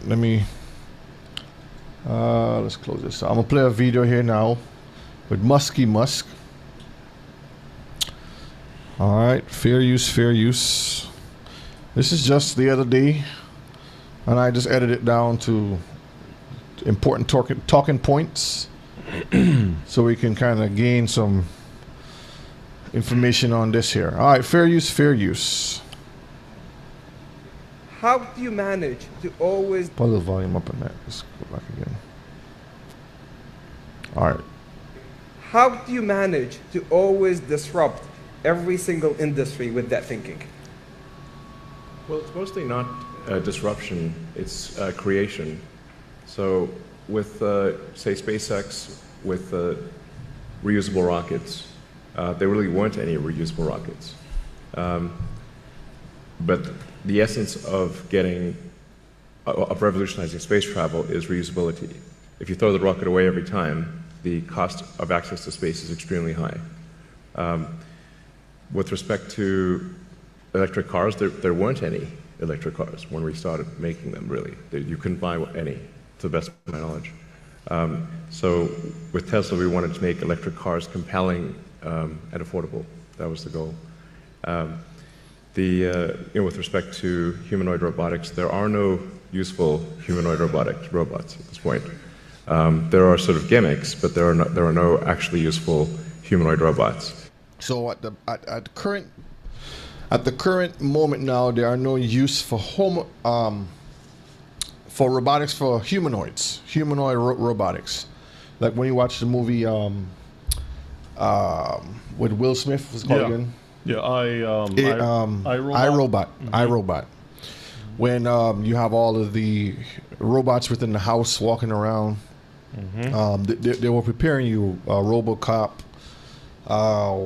There's a whole bunch of different movies out there that actually show you.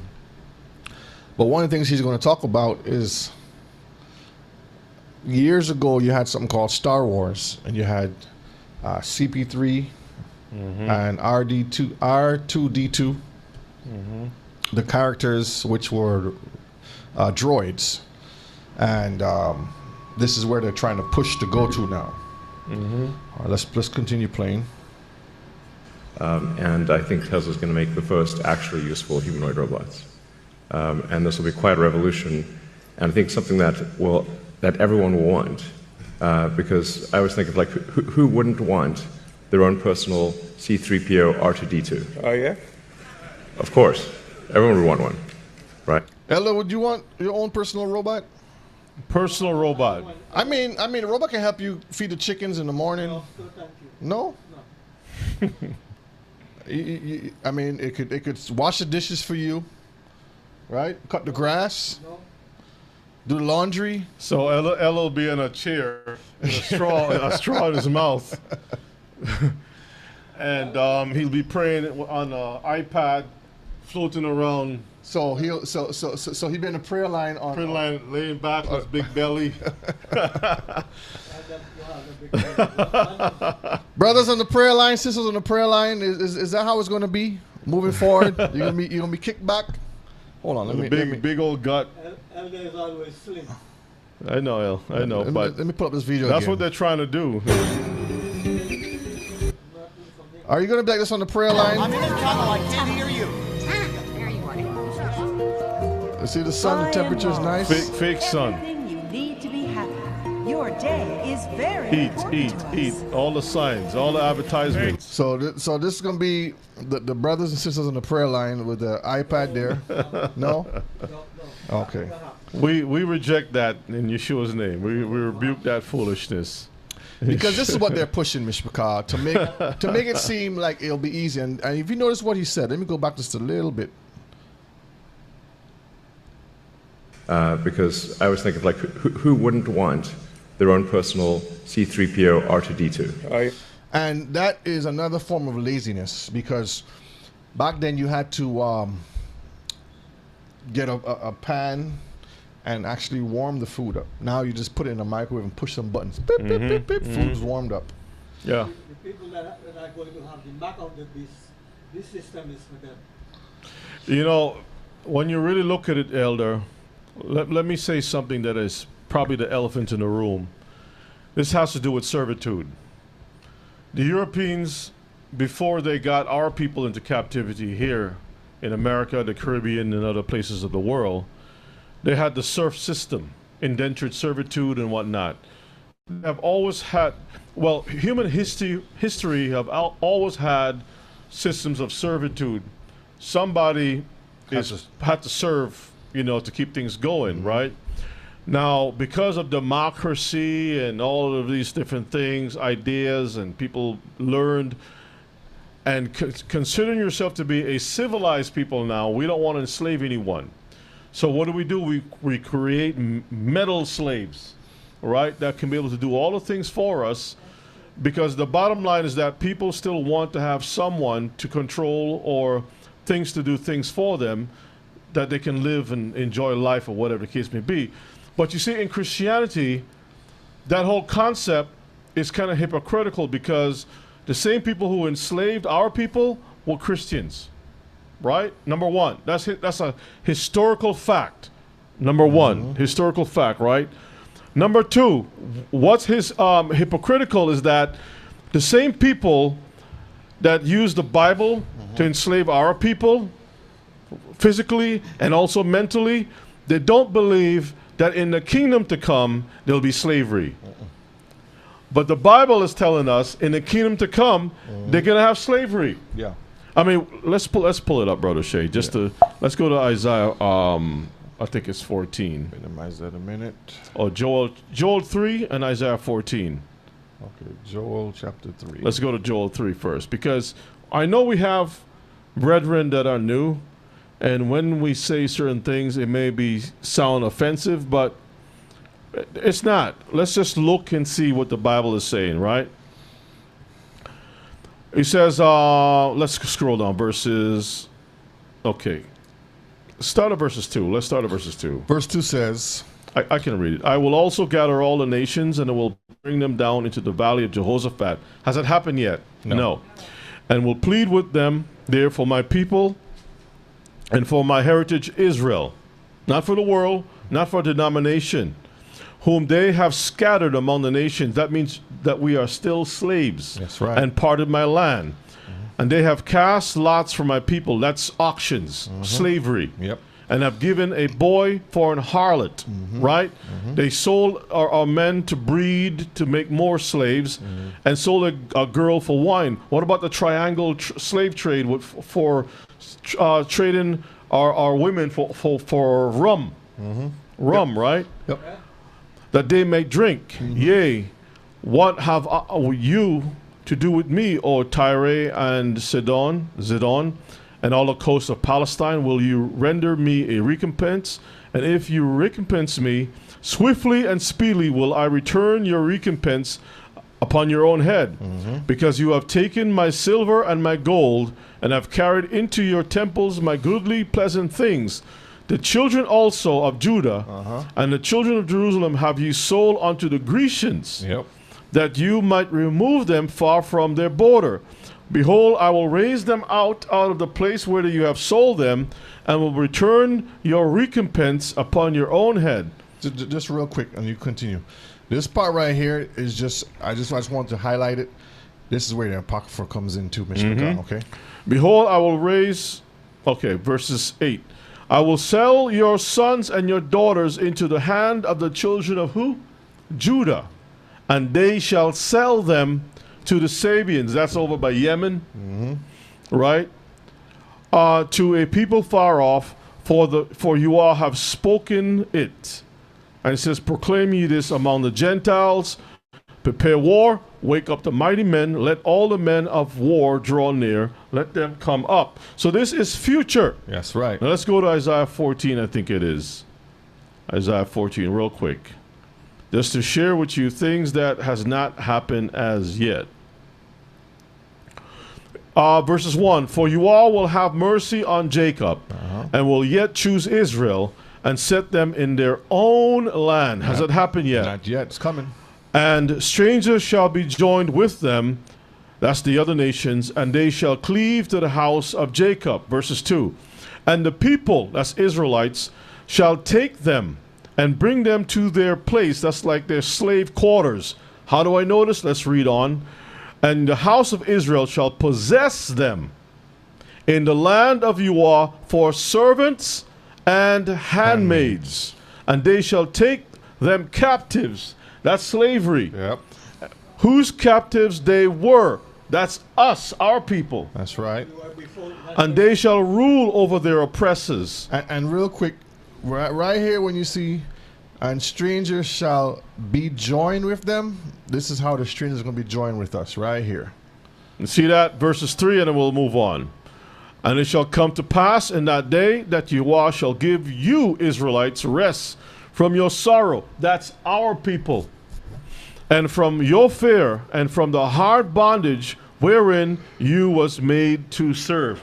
We were the ones who built all the nations. That's Make right. them wealthy, right? The sugar industry, the chocolate, the rubber, you name it. All the textiles and things that the world enjoys today, it came from slavery. That's right. Slavery, okay? So, Mishpachah, you see that these people know exactly what they're doing, and they're trying to get rid of, because they can't have us the way they used to have us slaves anymore.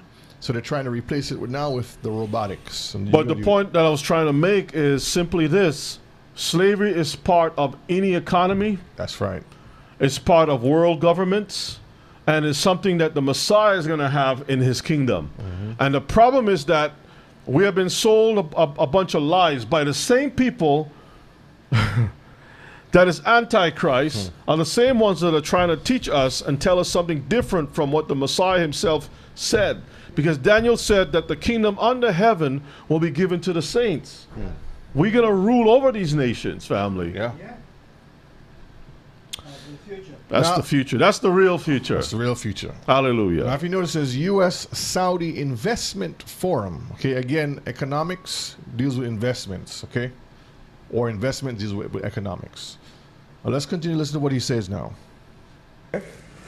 Of course. Everyone would want one, right? And then there would be many in industry providing products and services. This is why I say that humanoid robots will be the biggest industry, or the biggest product ever. Bigger than cell phones or anything else, because everyone's going to want one, and or maybe more than one, and there'll be many in industry. And they're going to do it in the name of health. They're already pushing that, meaning if you have a problem, this robot can be able to resuscitate you, give you a medication, and they're doing assist it already. you, and do all these different things. They're doing it And already. you'll be like, oh, it's going to save my life. And it's going to be so good to help me around the house. Remember I told you I stopped by a restaurant? And when I was in the restaurant, they had a robot taking up all the dishes and stuff. A robot. That's what we were for when we were younger. Children, go wash the dishes. Go do this, go do that. That builds character. That builds, you understand ethics, value, worth, all those different things. My prediction is that work will be optional. Optional. Optional. See, work will be optional. So this is why the immigration is being pushed this way. So what do you do with all the bodies of people? If work is optional. He can tell you now. Okay. Listen, he's going to tell you what's going to happen. And you got that Luciferian. We'll take that. Let's go back again. Luciferian hand yep. gesture. So we'll take that. Yeah. I mean, it'll be like playing sports or a video game or something like that. If you want to work, in the same way, like you can go to the store and just buy some vegetables, or you could grow vegetables in your backyard. It's much harder to grow vegetables in your backyard, but some people still do it. Is it hard to grow vegetables in your backyard?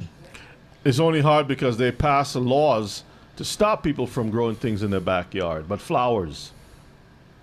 Flowers, that's it. You put flowers in front, flowers in the back. You keep everything green, trimmed, and that's it. You're not allowed. A lot of people are not allowed to do a bunch of things, Elder. So you're very dependent on the system. Mm-hmm. It's harder to grow vegetables in your backyard, but some people still do it because they like growing vegetables. That will be what work is like, optional. And between now and then, there's actually a lot of work to get to that point. And I always recommend people read Ian Banks' culture books to get a sense for what a probable positive AI future is like. Probable positive AI future is going to be. He's going to tell you how it's going to be. And interestingly, in those books, money is doesn't exist. Money is no longer doesn't exist. So you're saying money doesn't exist in the future. This is why the dove had no wings. Yeah. This is why it was crashing. And that's why all of a sudden they have stopped printing pennies, and you see it more and more. This thing came about during the COVID years. Yeah. Talking about they don't have any change. A shortage. It didn't make any sense. I says, what shortage of change? How do you have shortage? Just tell me the truth. Just tell me you don't want people to touch coins because it was a nice plan that the device to say it can transfer germs, so we don't want you. No, it has nothing to do with that. I know it had nothing to do with that, but at least tell me that. I will believe that more than telling me. If touching things was a problem, they would confiscate. The first thing they would confiscate is all cell phones, because that transmits more germs than anything else. People are always touching that thing. Mm-hmm. So, money will be no more. It's kind of interesting, and my guess is, if you go out long enough, assuming there's a continued improvement in AI and robotics, which seems likely, the money will stop being relevant at some point in the future. Now there will still be constraints on power, like electricity and mass. The fundamental physics elements will still be constraints, but I think at some point currency becomes irrelevant. It's kind of weird watching when he speaks. His eyes, it look like there's a spirit in him, or he's looking at it, or he can see a spirit. His eyes just kind of, it's not normal. It's not normal. What do y'all say, Mr. McCall? I don't know if you all see that too, but it's kind of weird. You see, he says currency will be irrelevant. Yeah. All right, let's look at the next slide here. Hope everyone is doing well tonight.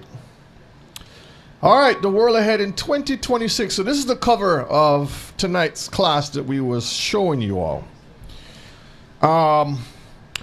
Over here, what you see here is what is over here. So read this over here. This is what they're talking about here. Let's see. So it says geopolitical drift, opportunities for China, after Gaza, outlook for the Middle East, beyond Ukraine, Russia's next moves. So they say after Gaza.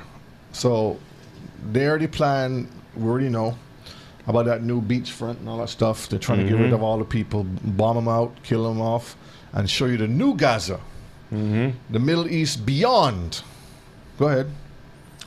Russia's next moves. The global economy is a crisis brewing.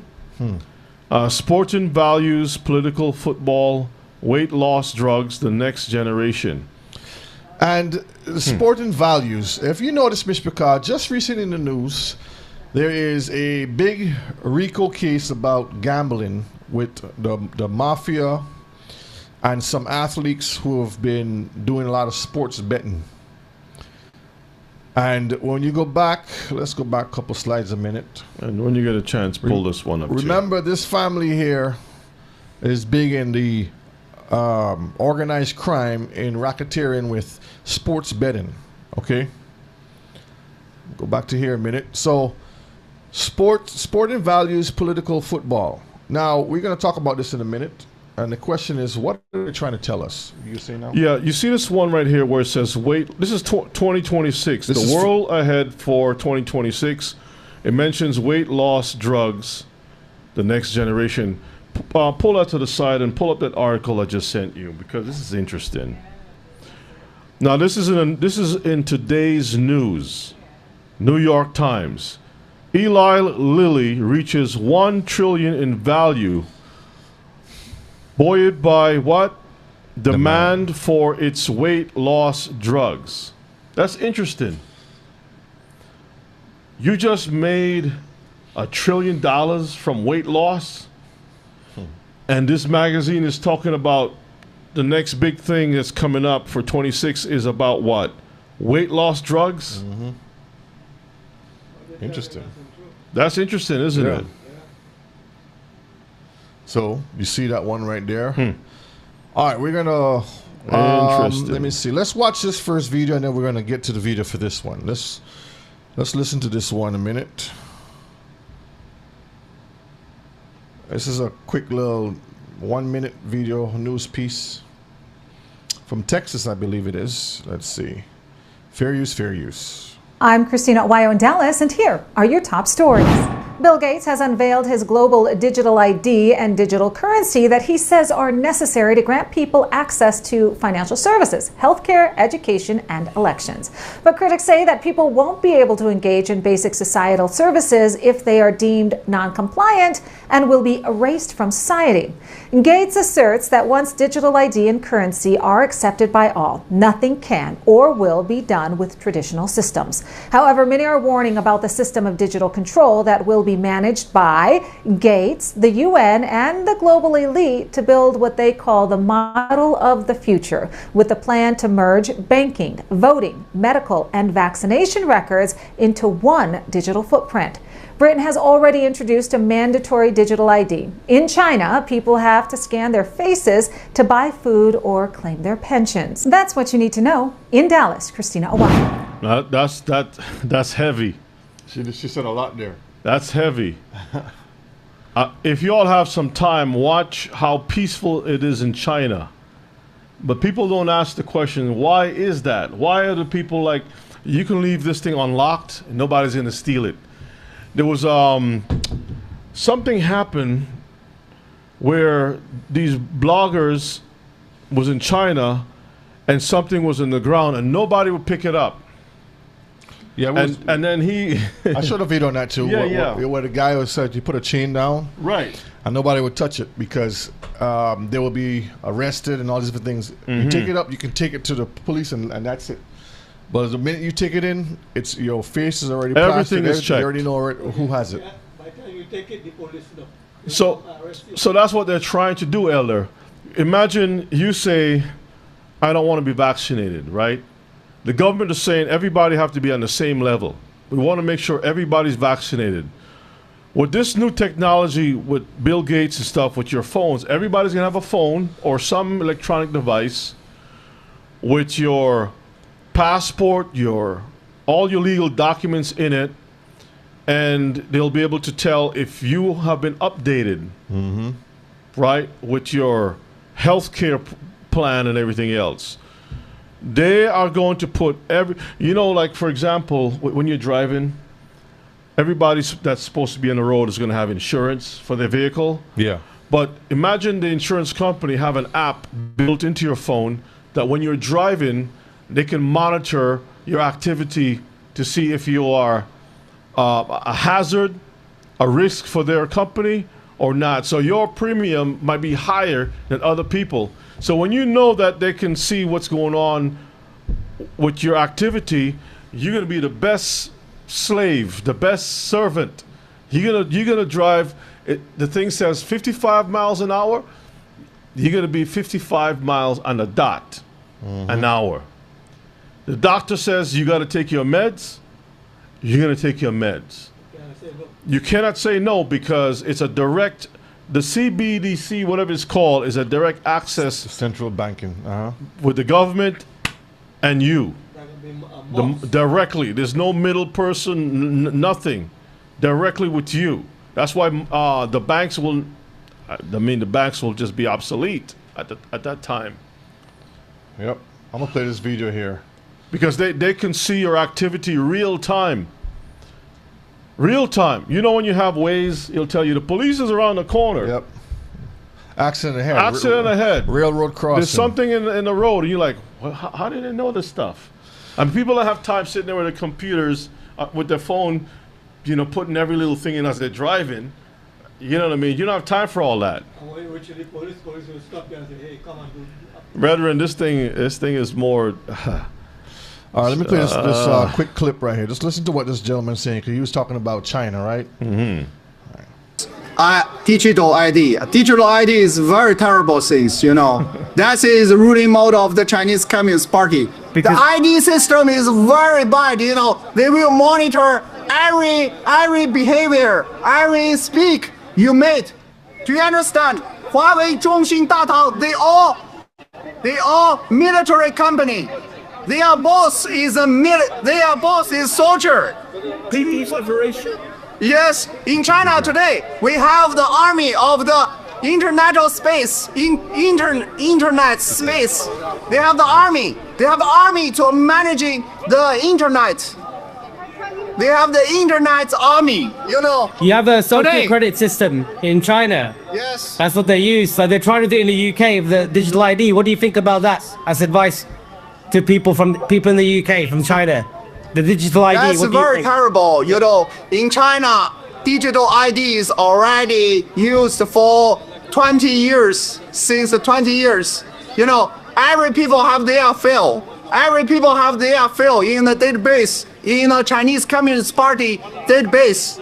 So they monitor every people. You know, if I make public speech, even in UK, even in Europe, if I writing some things, I say I against the Chinese Communist Party. Chinese Communist Party will send undercover policeman, agents to harass me, to threaten me. So ICE. Yeah. So he could be in England, wherever in the world, and he speaks out against the government there. They'll send some sleeper agents over to arrest you, harass you, or even kill you too. And if you show up in China, they'll just grab you off the plane. Yep. To poison me, even in UK. Before I live in United States, they send people come to United States, Los Angeles, to poison me. Unimaginable, you know. Can you imagine that in UK, in United States, in Europe, there is a Chinese policeman station? Now remember earlier. Yeah. Let's skip this ad here. That's like the embassy. Have the policeman station in London.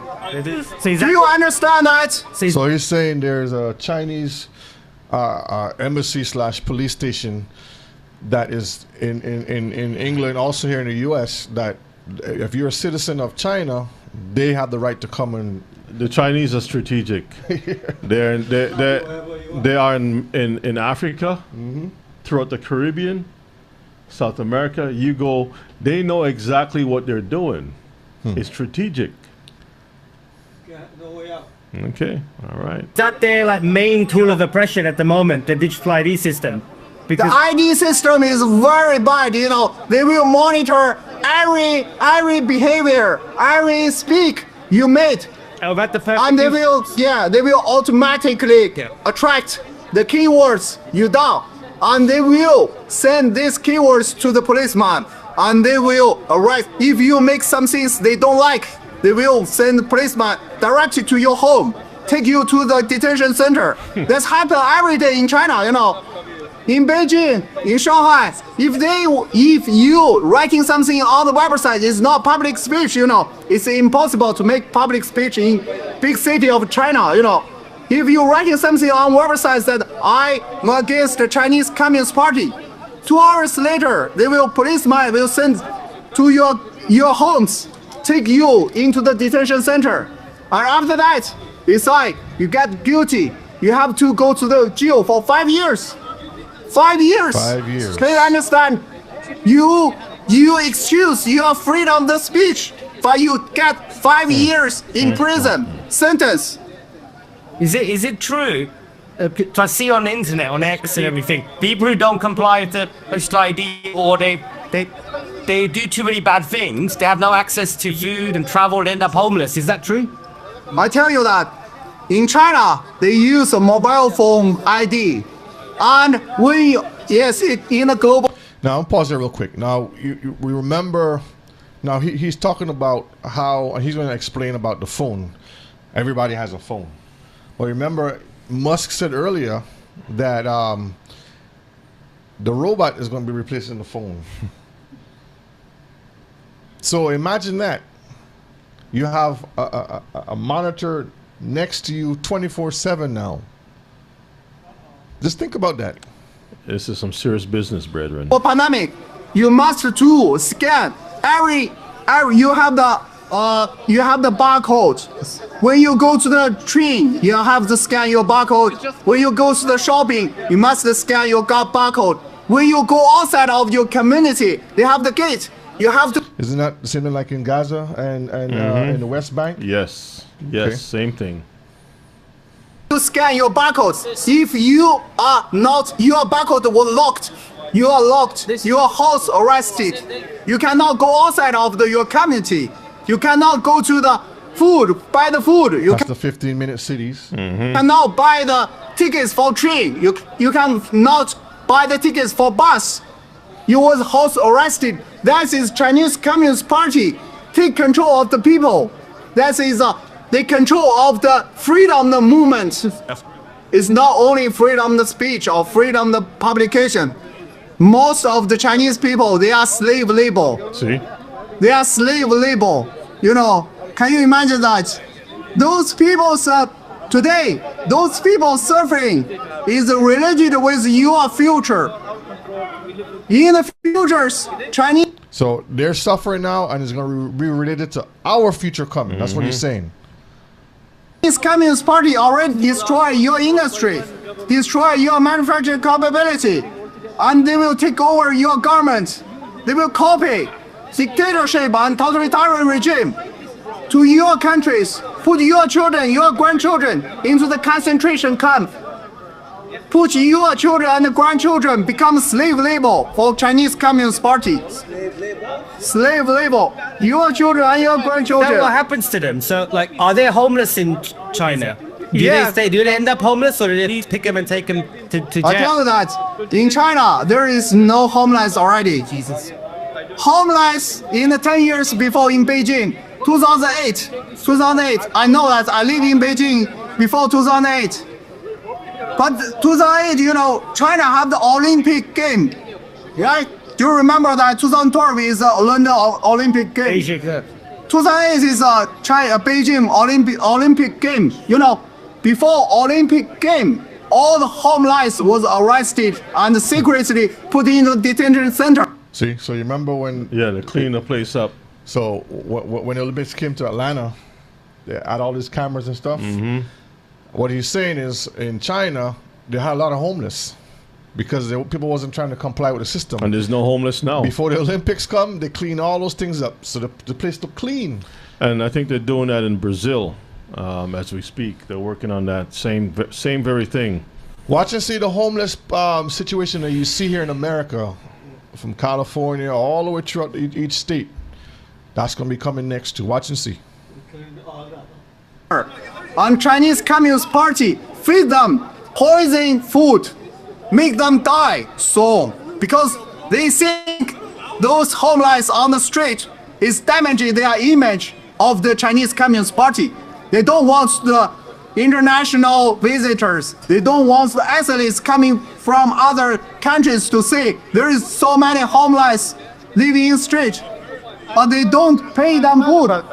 Yeah, they put those homeless into detention center, and they feed them poison food. They poison.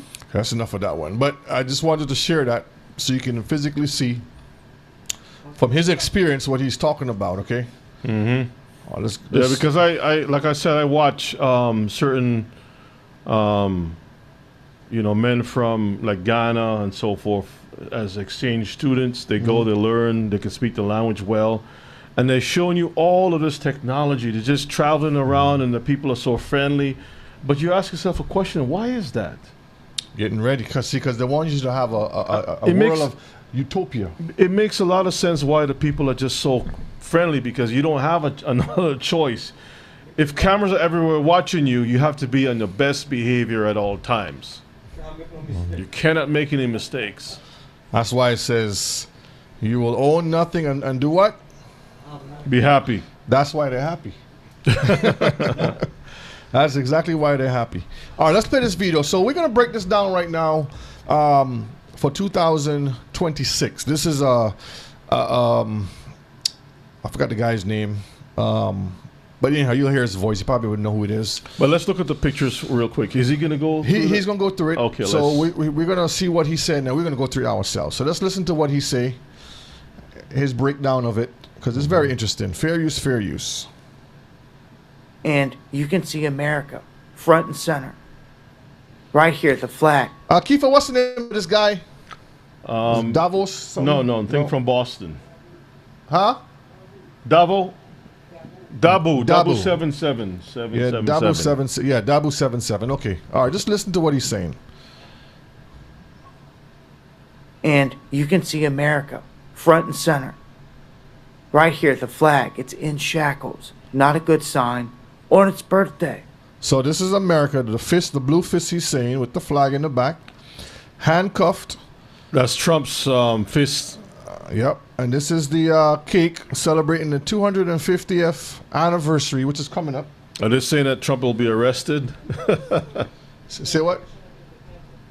Declaration of Independence was formed. So let's listen. 250, which happens 4th of July of 2026. Now, there's a lot going on here. And you'll see plenty of robots, drones, bombs in the background, blasts, fires on the horizon, ships, and even a satellite or two. This one is shooting at a vessel. It's a weapon. And it hits a boat that looks like it's carrying containers, but they pop open and it's actually guns. So that's like a Trojan horse type deal. Yeah. Because if you notice in the previous picture that we watched for 2025, you had the it was 25, 24, the one with the ships in the back, the cargo ship. I think it was 24. Yeah, and with the containers, and that was when they had the shutdown for the containers. Now this is another one here now. But you know that movie, Leave the World Behind. Actually, yeah, Leave the World Behind. Yeah, with the ship. Not just the ship alone, but there was a lot of talk about the Koreans and some other military or whatever it is. And I'm wondering if this is like you said, a Trojan horse thing where they're using a cargo to bring weapons in to create to help overthrow whatever. But that's interesting. Yeah. Let's play on. And they fire a shot. And who's the shot going at? America. You'll also see the red balloons on the birthday. There's a total of 7 around the entire thing. You'll see 2 big red tanks that are kind of ominous across the entire thing. Zelensky sitting up here. Mahdi, Maloney, I do believe here, and a bunch of these robot dogs and robots all over the place. And the robot dogs are just coming out. If you notice in the news, they actually have them now as tests going through some certain cities. That's the Indian prime. Yeah. Now this lady over here, I'm not sure if, and I'm just throwing something out there. I wonder if that is MTG, Marjorie Taylor Greene, the one who's been fighting against Trump. Interesting. Recently, the next to the rope, next to the tank, next to the tanker over here. I wonder if that's her. When I go to the because all of a sudden she just announced just a little while ago that she's resigning. Yeah. From the Senate or whatever it is, the 5th of January. So I don't know because it looks like something was like I don't know. It's some weird stuff here. Now, after we play this video, I'm gonna go back to the picture and we're gonna go check some more. So let's hear what you say. You'll see the robots again and again, some melting ice cubes and what looks to be pills all over the place. Some are going to say they could be Tic Tacs, UAPs, UFOs, all this other stuff, but they look like pills, different colors, same size, like the round ones and then the oval ones, all over the place. And I'm going to come back to the center here for last. Let's look at the bottom, because I'm going to point out you're looking at one big soccer ball. This is a guy down on the bottom kicking a soccer ball. So I looked up quite a few things from what I've seen in this, because things stood out. You know, where's the World Cup going to be for 2026? Where's the Olympics going to be? Because I noticed I seen someone running, but then I seen fighters. And then I seen someone with like a javelin. And then I seen a skier. And I looked up the Winter Olympics, which are going to be held in February, coming up pretty quick. That's going to be in Italy for 2026. Remember, I showed you. Let me go back here real quick. Let's go back here again. The same Italian family and Angelelli. Angelelli family. And they also have like a soccer team or something. The soccer team, soccer league, but also they're into big sports betting. Okay? And right here you see sports value political football. Okay? Let's go back to the video. So you can see the robots again all over the place, the drones, and what I don't like more than anything are these freaking two big needles on one on each side here. Red wine spilled all over the place. It's war. It's a theme of war. See a guy over here, the shoulder launch missile, more tanks. It's a theme of war, attacking America on its birthday, from what I can see. America getting put in shackles. Looks like a global police state. Minus these little dudes on like a Hebrew boat over here, like doing some kind of ritual. No, that's. But that's not no Hebrew. That's Greek. That's the Grecian. That's the Greek boat. Boat that they have right there. That's a Greek. I don't know what they're doing, but we'll talk about that after he's finished. Let's go to the center, because this is the biggest thing. It's the most ominous. It is Trump pointing at X marks the spot, and it's an X over a graph, and this signifies to me with the money, coins, pennies, the economy is going down, as it shows on the graph, and the swords are on top of it. He's pointing at it. Trump is on record saying he was sent to reset this whole thing, and they're about to do it. And I've told you, by April or May of 2026, they're going to put a new guy into the Federal Reserve to replace Powell. And they're all about pushing this Mar-a-Lago Accord, which is all about rolling out a reset of everything for everyone that's been sleeping on it. Right? So now they're showing you, they're telegraphing in their sigil magic here on the cover of their elite magazine, because commoners don't really read this or look at this. It's made for the elites. It always has been. Okay? But you can see Putin, Xi Jinping, Netanyahu here, and Trump all surrounding this event. And again, this is the biggest thing to me. It is signifying an economic collapse. Look at Japan, Germany, France right now. Look at the money going down. Look at the gavel. Judgment. And a tattered dollar sign below it. Oh yeah. There is economic doom coming, forecasted off this cover. That's for sure. War all over the place. Accelerated. And you can see Zelensky sitting over here by himself and all this. Yeah, man. I see war and economic downfall and potentially an attack on America on its birthday. That's what they're showing here. Missiles all over the place. They're actually shooting at the birthday cake, which is on the 4th of July, which they're supposed to be having a big UFC event at the White House. There's even fighters right there. It's what I see in a nutshell. I wanted to share it with you and to say, hey, look at what they put out here. And they've been known to hit spot on certain things in the past. All right, let's look at it ourselves now. So I just wanted to share what his thoughts was. Put it back. Make it big. I'm gonna make it big over here. Yeah, this is pretty interesting, family. One of the things that caught my attention, apart from all the drugs falling from the sky, is the drones. Mm-hmm. If you notice, there's a lot of drones dropping drugs from the sky. Packages. Or packages and drugs or whatever. It just seemed like a lot of things falling from the sky. Yeah. You have different military jets flying over, satellites. Submarine right here. Submarine, the pills, like he says, Zelensky. Mm-hmm. Whoever it is looking at something. Then the strange thing is that everything is pretty modern except this one Greek ship. This Grecian boat. This Greek ship right here with the eye looking here. Right?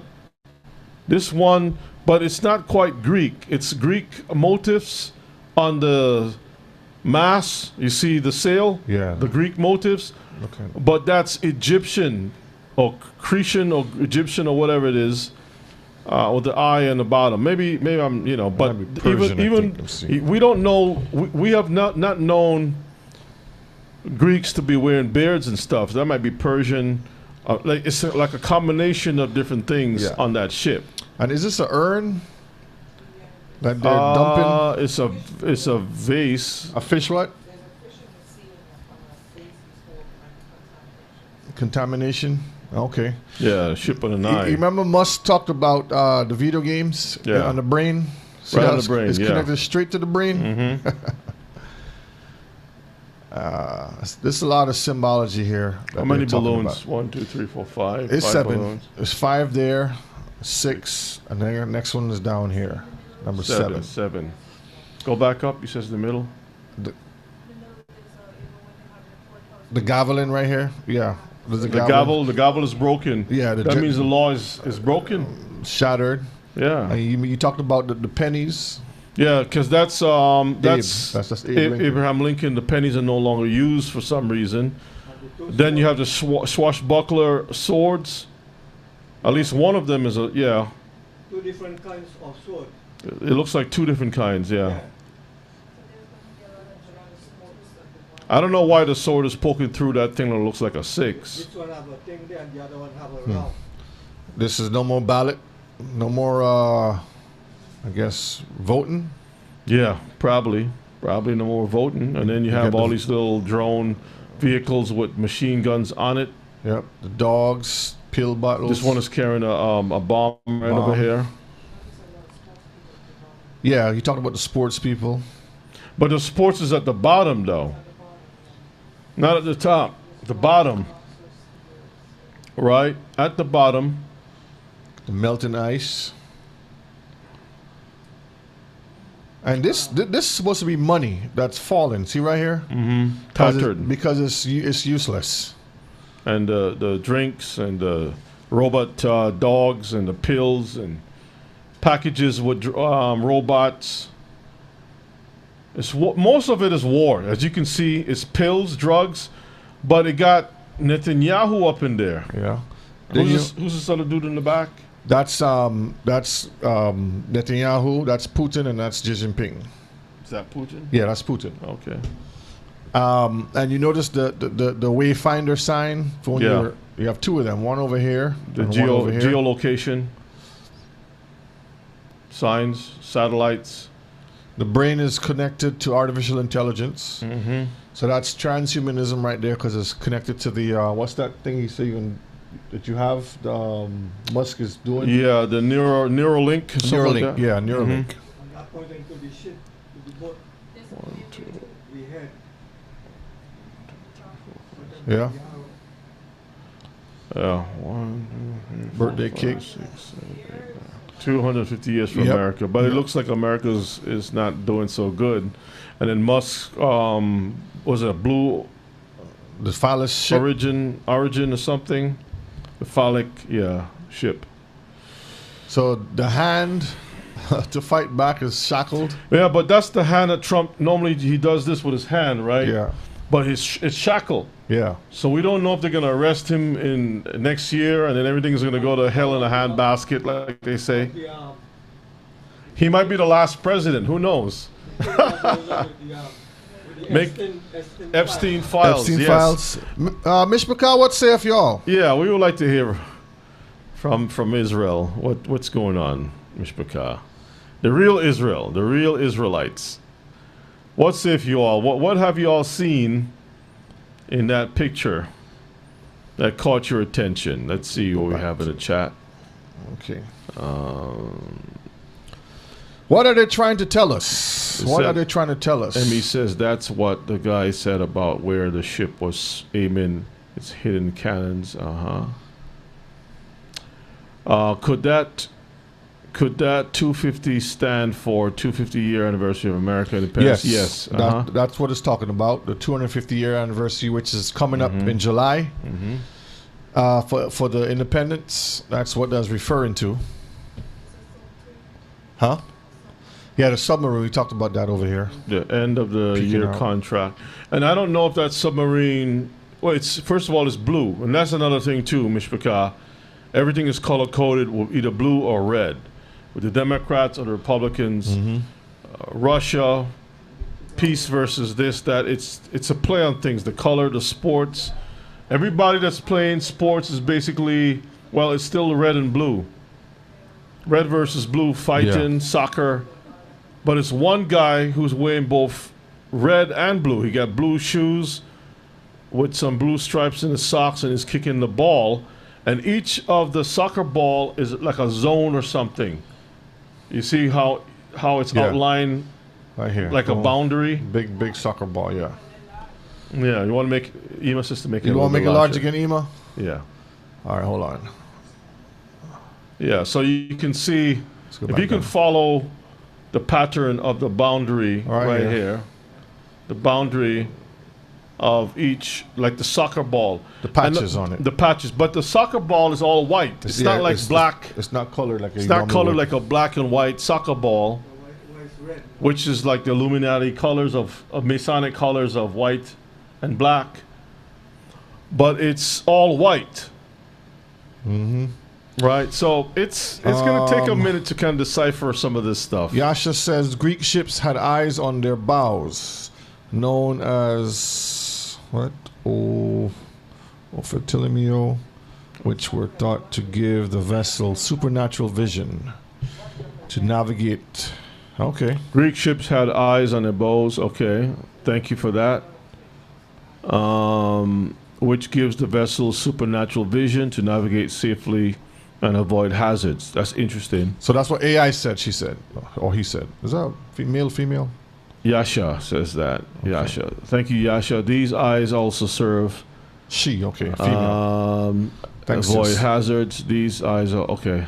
Trying to read this. Aprotriac symbol, whatever that is. Warding off evil and bad luck, and are believed to represent the presence of a divine or conscious guiding force for the ship. Yeah. That's the ship right here. So. Okay, so that's interesting. Two people, one in the back, one in the front. Now, why Modi is in the middle of this, right? He's an Indian guy. That's what I was asking. Next thing is, why do we have an Indian over FBI? Why do we have a vice president whose wife is Indian? Why do you have these tech people who, was it Google, is an Indian? If you really look at it, there's a lot of strategic, I notice a lot of Indians, even in the news, Indians are placed strategically in different areas. And then they had an Indian ritual for the Republican convention. I don't know if it's the last day or the second to last day or something. Yeah, the Indian prayed over the election, Brother Barry. That's correct. Then Mamdani is an Indian for New York. And yet he was supposed to be battling against Trump, but all of a sudden he's in the White House with Trump. I mean, something don't make any sense at all. We just have to sit back. Then you have another, I think another Indian is running for mayor in New York, either in California or one of those places out. Something is going on. I think one ran Mr. in New York. What's his name? That just I think that's the Mamdani, whatever his name is. Yeah, that's the one that Trump said that he don't want. Vivek, okay. New mayor in New York now. Yeah. Ms. McCall, what's the reason for collapse in the market? Let's read. The United States dollar is not yet a digital currency issued by the central bank, but the concept is being extensively researched and debated. So extensively meaning what? They're working on it right now. They're working it hard. They're hard at working it. Go ahead. The Federal Reserve has not made a decision to issue a central bank digital currency and would only do so with explicit authorization from the U.S. Congress and the executive branch. And this will happen when the chaos hits the fan, because they're going to create that scenario so it could come into play. You know what came to mind? I remember there was a movie called is it The Day After Tomorrow or something like that, where there was I think he was a senator or somebody who just quit.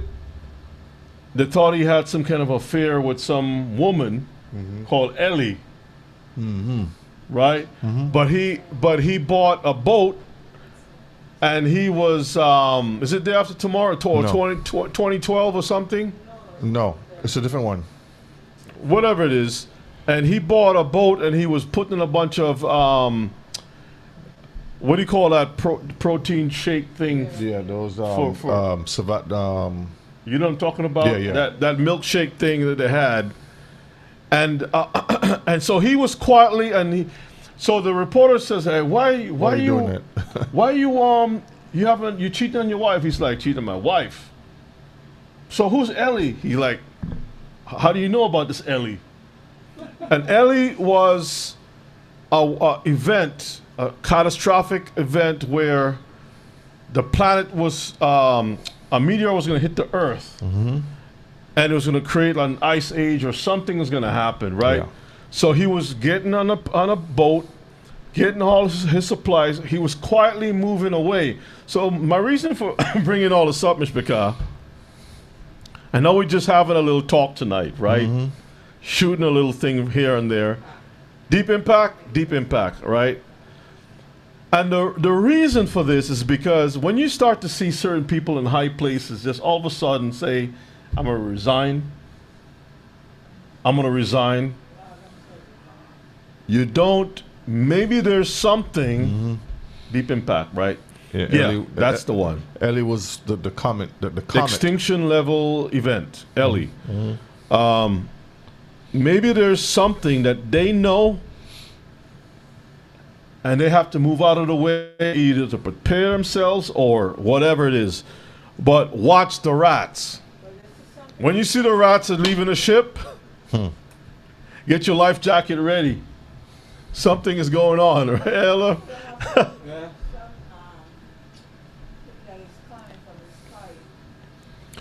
There was only 3 people that I know of that was fighting hard to get the Epstein files unsealed. Marjorie Taylor Greene was one of them, and 2 other senators, right? And all of a sudden, she just bows out, leaving 2 people behind. And now they're saying in the news that the feds, the FBI deploys police to guard facility where the Epstein files are stored. So whatever's in those files, they got a prince removed from his position altogether. Yeah. And the restoration of another prince, the son, right, of Charles, is coming back and making peace. Brethren, there's a lot of things happening. Yes, Ima. Grab the mic. Sometime 2 days ago, I think it was, Mm-hmm.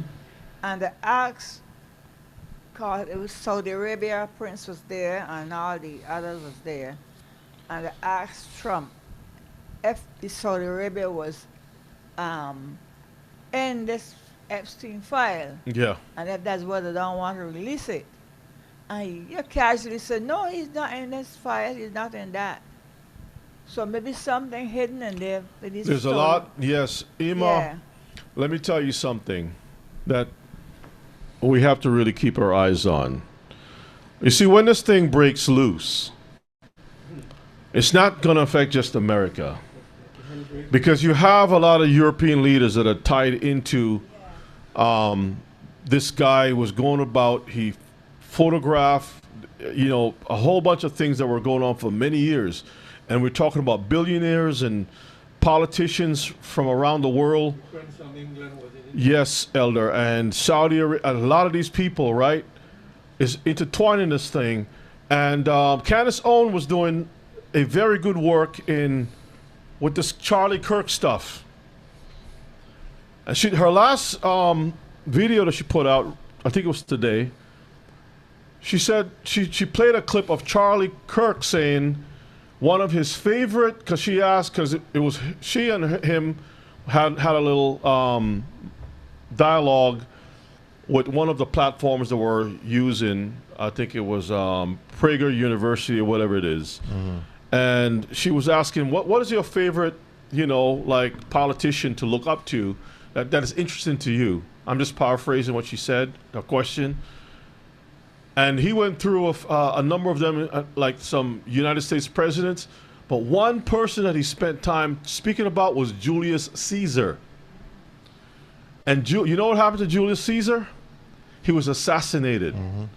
And so he says Julius Caesar, because of some of the things that he was able to do to make Rome strong again. But a close person to Julius Caesar, Brutus, shanked him several times, right? And the funny thing is that that's what happened to Charlie Kirk. And look at Trump now, they tried to assassinate him twice. Yes, but the thing about that is that they're saying that he and many other people are tied into a whole cabal of wickedness that they don't want anyone to know about it. That's right. And some of the things that she was researching about the French president's wife is a man. And a whole bunch of stuff. And that dude was here in America for a while working with some CIA operations, and the French and the Israelis. A whole bunch of stuff is all intertwined with each other. That's tied in with the Epstein And when you files. research a lot of stuff, it makes a lot of sense. And she was told that she's on a hit list. Yes. Both she and Tucker. Tucker. Yep. So just watch and see. Just sit back and watch and see. Brethren, this is getting to be very interesting. And I know it seems a lot crazy at times or whatever the case may be.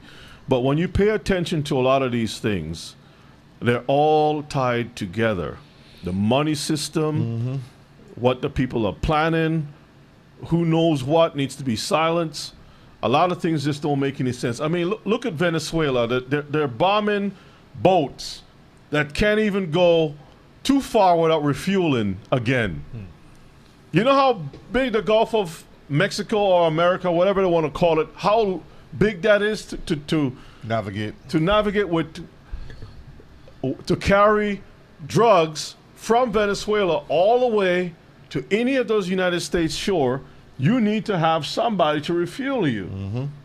It makes no sense. It's a strategic ploy to get into that place. Let's look at this. This is the Atlantic. And what they're saying is how crypto could trigger the next financial crisis. All right. The danger of stable coins lies in the ways they are meant to be safe. This is from David Frum. Read this first part for me. Let's see. Let's make it a little bit bigger, if you can. The Atlantic News magazine says on July 18th, President Donald Trump signed into law the boastfully named Genius Act. Did anybody hear about that Genius Act? Nope. Genius Act. If the law wreaks havoc on the financial system, as seems highly likely, that name will become a grim joke. What genius thought that letting the cryptocurrency industry write its own rules would be a good idea? What else do you want me to read? Let's jump down here. I think it cuts off there. Yeah, right. I think right to where I want to go. Right to here. Okay. Most people understand that cryptocurrencies are volatile and speculative. Bitcoin, Ether, and other name brand cryptocurrencies fluctuate in value day by day, year by year. Stable coins are meant to do away with these fluctuations, yet they pose what may be a larger threat to the wider financial system. So the stable coin, because remember... Stuff don't make any sense. O'Shea, it doesn't make any sense. The stable coin ties in with the Sustainable Act. And where did we hear that from? Agenda what? 2030. 2030. Okay. It all ties. There's little bits and pieces when you put it together and you start to put it, you'll start to see how it fits all and how they want to do this. We're going to watch another video here in a second. Let's move on here a minute. Stuff don't make any sense. Yeah. Yeah, they have files on him. So, Mishpaka, in order for the one world government to take over, all governments must renounce their power. That power includes the military right and their monetary rights to the one supreme government. This is what is slowly churning and occurring. This is why you had the couple months. How long was this government shut down this time? How many days, Ema? 40 days? I'm not sure. Somebody Google in the chat for me and tell me how long was this recent government shutdown? Because again, they paused it because of the holidays that's coming up, the Thanksgiving and the Christmas that's coming up, and right after that, this is where it's going to kick right back in again. 43 days. Okay. Okay. COVID says COVID was a global test. COVID was a global test. The pandemic represents a rare but narrow window of opportunity to reflect, reimagine, and reset our world. And the question I had was, and in the chat maybe y'all can tell me, how and why? How are they going to reset the world, and why are they going to reset the world? Because we talked about Donald Trump being in office at that time, at the end of his term, the first time this occurred. So they had this perfect plan to reset the system. And that was a test to see if everyone can comply. When I say everyone, I was talking about the governments. This is on a government scale now. This has nothing to do with you and I right now. This was a government scale as to put out to know how they can comply and get things moving on a large scale. Now they're going to put it on a large scale, the real stuff coming down the pipeline now. Okay? So the question is, how are they going to do that and why? Think about it for a moment. Let me play this video here while y'all think about that. It's almost like you're watching a movie. You know, when you look at a lot of these things that are happening, and some things are just unbelievable when you think about it. Yep. Now this is the older video. I put this one in first because the next one we're going to go to is current. It's just I think a couple weeks ago or something like that. This one is an older one. We're going to take a look at it. Fair use, fair use. The Chinese last month unveiled the world's first digital currency from a major power. Currency that would not be printed but would exist only in cyberspace on your phone, for example. Is the Fed working on a digital dollar? We are actually evaluating that. Most major countries are now looking at the possibility of having a digital currency and really asking the question, in our very modern advanced economy with a fast, efficient, full-blown payment system, would adding a digital currency, a form of digital currency, would it actually benefit the public that we serve? That's the question that we're asking. We're working very hard on that. We're also doing quite a lot of technological experiment. I mean, technology has made this a possible thing, and so we feel it's our obligation to understand it. How would it work? What would the features of it be? There are many subtle and difficult policy choices and design choices that you'd have to make. We're doing all that work. We have not made a decision to do this because, again, the question is, will this benefit the people that we serve? And now, they know that it can work. Any monetary system can basically work. The problem is at what price? Because for this thing to really work on a platform where people operate with freedom of movement and privacy, that's the thing that has to be sacrificed. Now in China, they don't have that platform, right? So they were able to push these things and the people can't say anything about it. So we know that all of these monetary systems, they all can work. The problem is that they don't want it to work. Right. They have an agenda. What happened to the monetary system back in the 1940s, the 50s, the 60s, the 70s? You know what I mean? They're talking about raising minimum wage, for example, right? Yeah. But what's the sense of raising the minimum wage when everything else is going up? Yeah. How about stop the price of things from going up, and the minimum wage could be $1, and it's still affordable for people. Yeah. You can make $100, and something costs $1,000. It's like it doesn't make a difference. That doesn't make any sense. Yep. Anybody who knows anything about finance knows that systems can work, but the people who have an agenda, they destroy that system to bring something that they really want to come out. So that's not even about whether they have a thing for money or whatever. You have Cash App that works good. So how come you have Cash App, you have PayPal, you have this, you have all these different things, systems that and work. it all does the same thing, allows money to come from one person to another, from one institution to another, and that's it. What makes them better than the other? But he's speaking in code. Yes, so the point is like, it's all about taking away your power and your rights. So play on, that's it. we need to answer that question well, and we need to involve the public and Congress deeply in that process, because it would be an important step if we were to do this. But given the fact that the final decision hasn't been made, you are doing, if I understand you correctly, software development, even graphic design on what a digital dollar would look like and act like. Yes, we're doing lots and lots of work. We're doing stuff jointly with with other central banks. We're doing things at the Boston Fed, and many of the regional Feds have little projects going on. Here at the board, we have a group of people who. And real quick, those projects that he's talking about is what you call test. So you'll see different things come out at certain times, and like now, Cash App is actually pushing a program now. It's called Borrow. This just happened. I want to say last month. It's more debt. That's what it is, not borrowed debt. So they look at your spending, and then they'll give you some advancement. An advancement.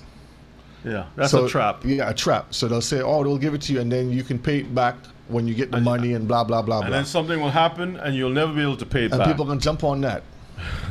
Very tempting. And I was like, "What is this Borrow?" Every time something comes in the mail, this is what I do. Shh.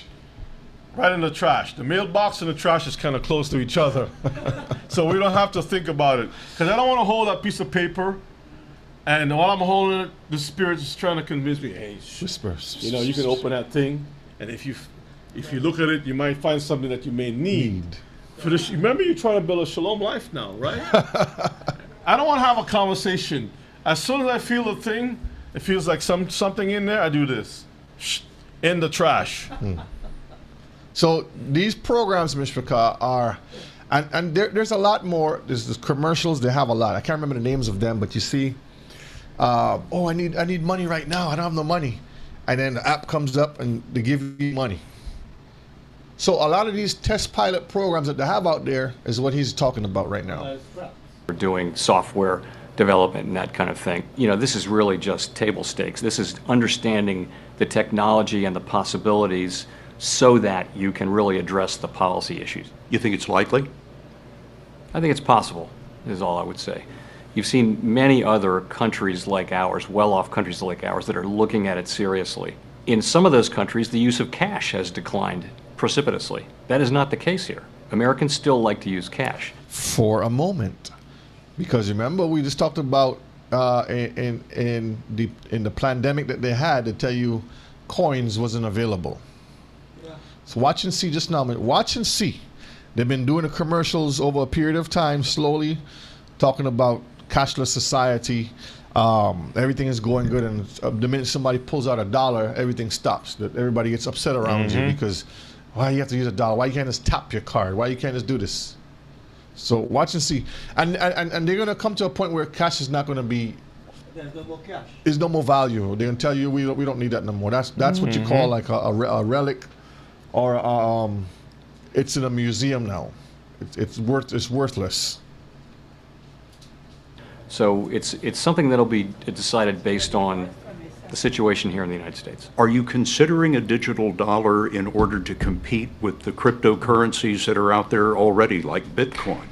That's not the principal reason, I wouldn't say. It is a fact that there are private sector currencies, stable coins, and cryptocurrencies as well. Those are not at a level or a scale that is concerning at this point. Really, the fundamental question for us is, if we add this, will that help the public? Will the public? I can stop him there for now. Let's go to the next video. We're almost done, Mishpaka. Go to the next video. This is the current one. We're not going to play the whole thing. I'm just going to play a piece of it. Fair use, fair use. That's why we always try to encourage our people to get themselves in a better place, because when the clock stops, you know, like you have the musical chairs, yep, and the music stops, you might be the one standing with no chair. Yeah. For as much as you've heard about Trump's crypto endeavors, you probably haven't heard he's printing his own dollar. And maybe that's what he wants. This is the fastest growing stablecoin of all time. Everyone's talked about his meme coin. The president promoting his company's newly launched Trump meme coin. What do you make of this Trump and Melania coin? Fewer people know about his decentralized finance project. World Liberty Financial. World Liberty Financial. World Liberty Financial. And almost no one knows that at the heart of it all is something no other U.S. president would ever think to try. President Trump is issuing his own digital dollar. We have our own independent stablecoin. Yeah. It's called USD1. It's currently the USD1. Stable coin, because that's something new that you just termed, stable coin. Bunch of crooks. It's a bunch of crooks. Fastest growing stable coin in the world. That's Zach Witkoff, the son of Steve Witkoff, or Trump's special envoy to the Middle East. And by building alongside... Let me get that name. Go back again. Let me get that name. President Trump is issuing his own digital dollar. We have our own independent stablecoin. Yeah. It's called USD1. It's currently the fastest growing stablecoin in the world. That's Zach Witkoff, the son of Steve Witkoff. Steve Witkoff. I am sure, let me see.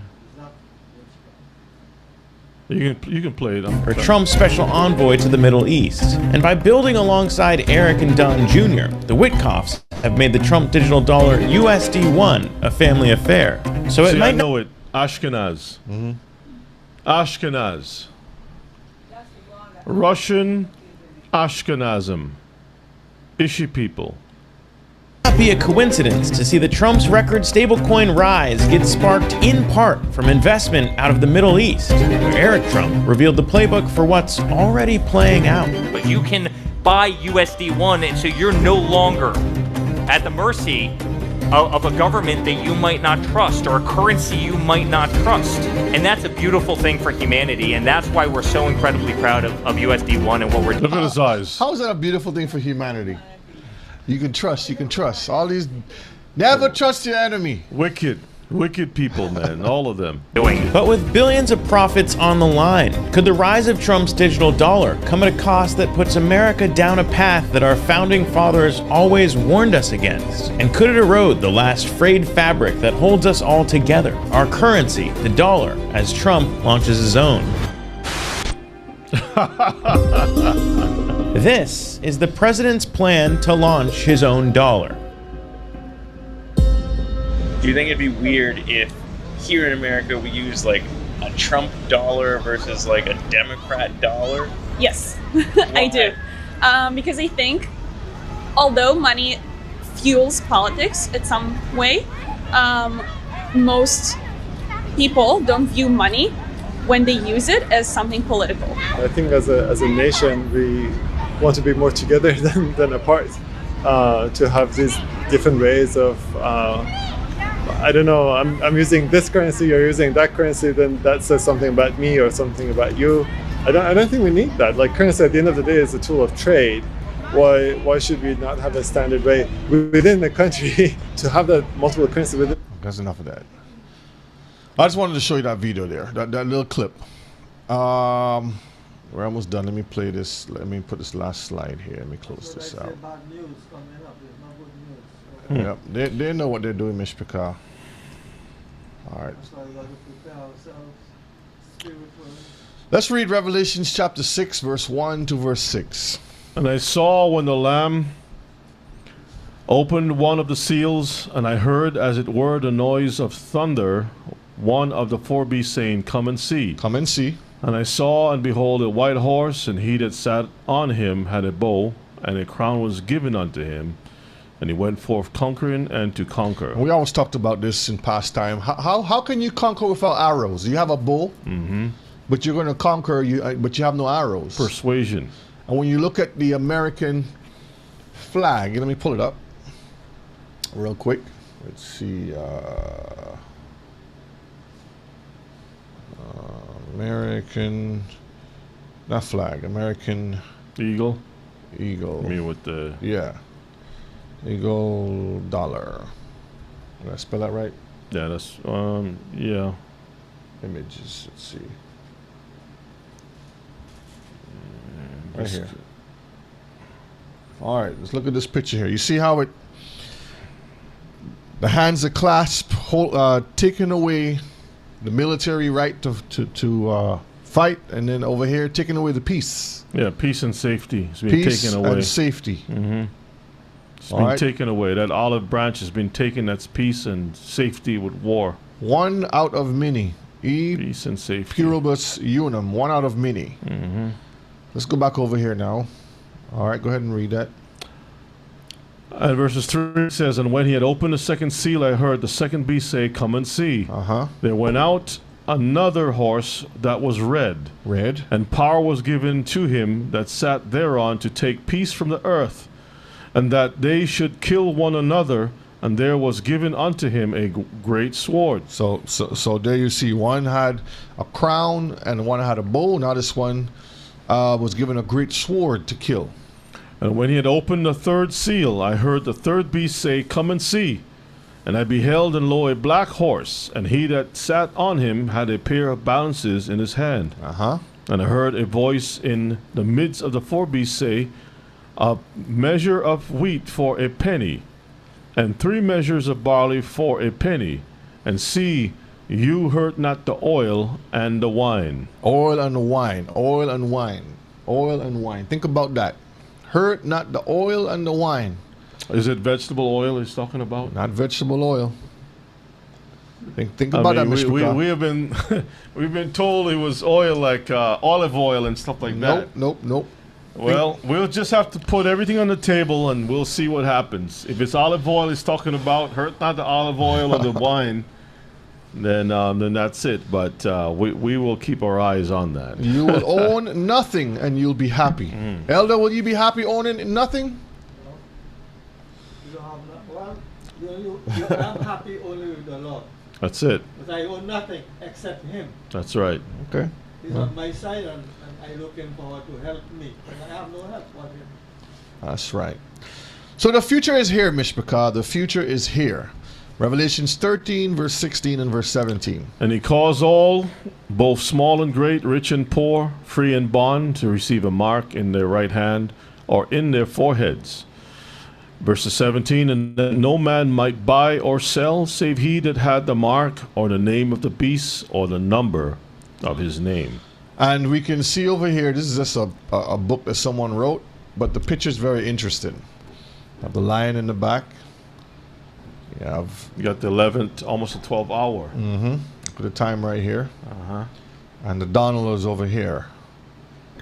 This is from 2000 what? 2019 and beyond. And beyond. I don't know why these rich people just can't rest behind somewhere. I mean, you have all that money. What else? What else do you need? What else do you need? What else would you need? It's God. It's God. There's nobody but them who have the money. Mm-hmm. So the question is, Mishpachah. So that's the Ouija board thing? Keith was saying that's the Ouija board. The Ouija board. Well, that's the Wayfinder. That's what they have on when you're looking for maps and stuff. That's what they have on the map.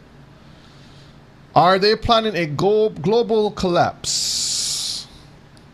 The answer is yes. They're planning a global collapse to bring in the one world's government, the one world system. This is why you see all of this imagery that we have here. They like to play games. Instead of just coming out and saying what they're saying, they won't say it. But they will draw pictures for you and speak in code. But then they'll tell you that you're crazy. You know, I like the verse in Daniel that says, the wise will understand. I think it's only the wise will understand, right? And he that letteth will let, and so forth. And brethren, I hope and pray that tonight's broadcast helps us to be a little bit more wiser than before. We are not predicting anything. All we're doing is putting things on the table for us to look at, having a conversation about what these people have been doing and talking about, and actions from past and present and so forth. And you know, what we do is we try to put the piece. We don't force anything. You know, sometimes people will come out and say, September, there's going to be a rapture. September, the economy's going to crash. We don't do any of that stuff. Unless the Most High himself gives us and calls us and certify us to be prophets to do that, then so be it. But other than that, all we can do is use the scriptures as our guide and put the information there for us to look at. We know one thing for certain. The time is short. The people are panicking. There isn't another system after this electronic system that we know of, because physical money is what people have been using. We move away from the gold, the silver, from everything else, and we move to the paper.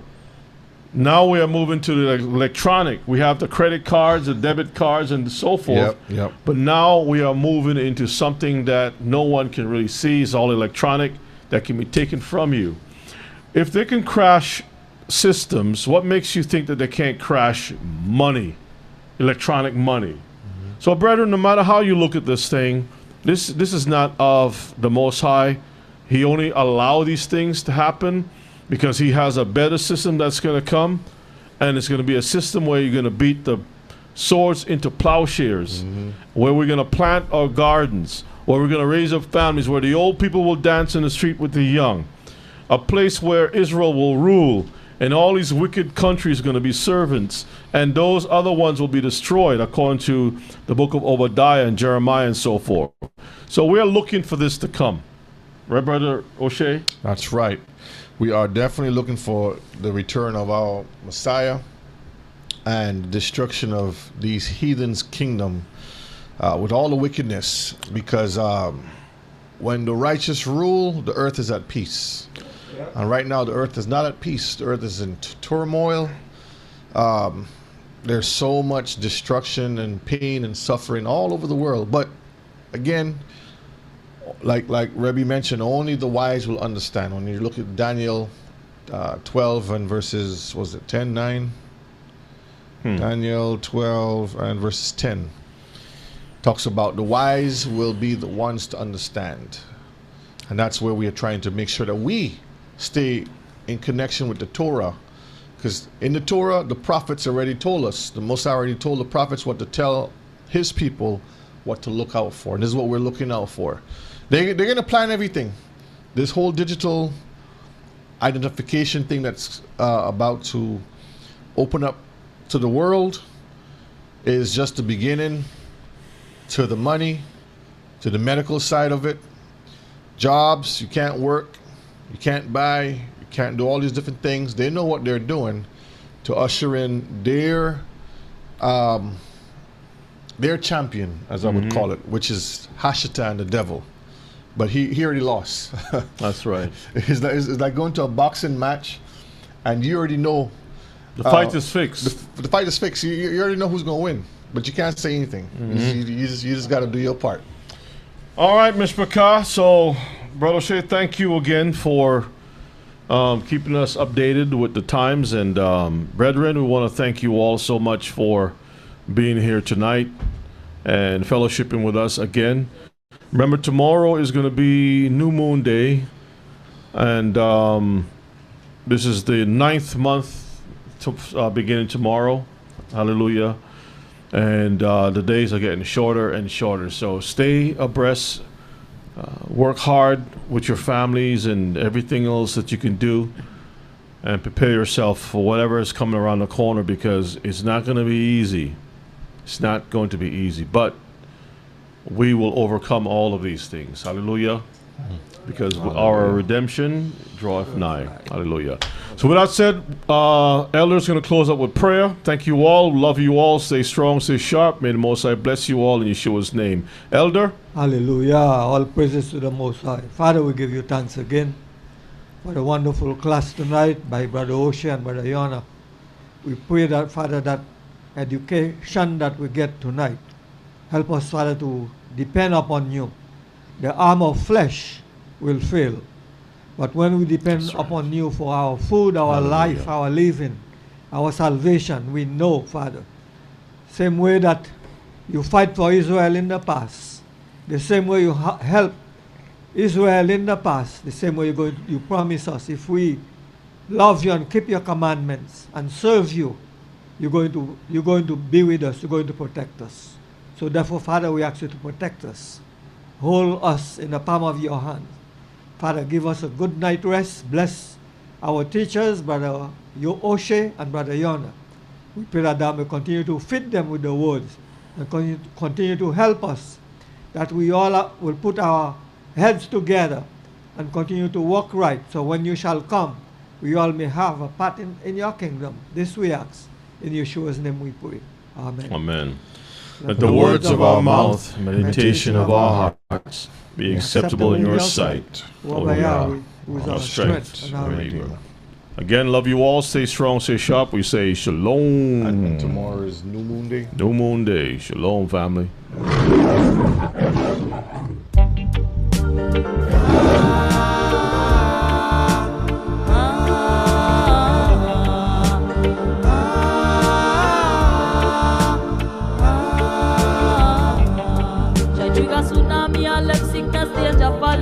Quick to transgress, playing with fire continually. The retinal scans as them advance for the technology. Where they stop, only one knows the Almighty. Some serial killers come from the human laboratory.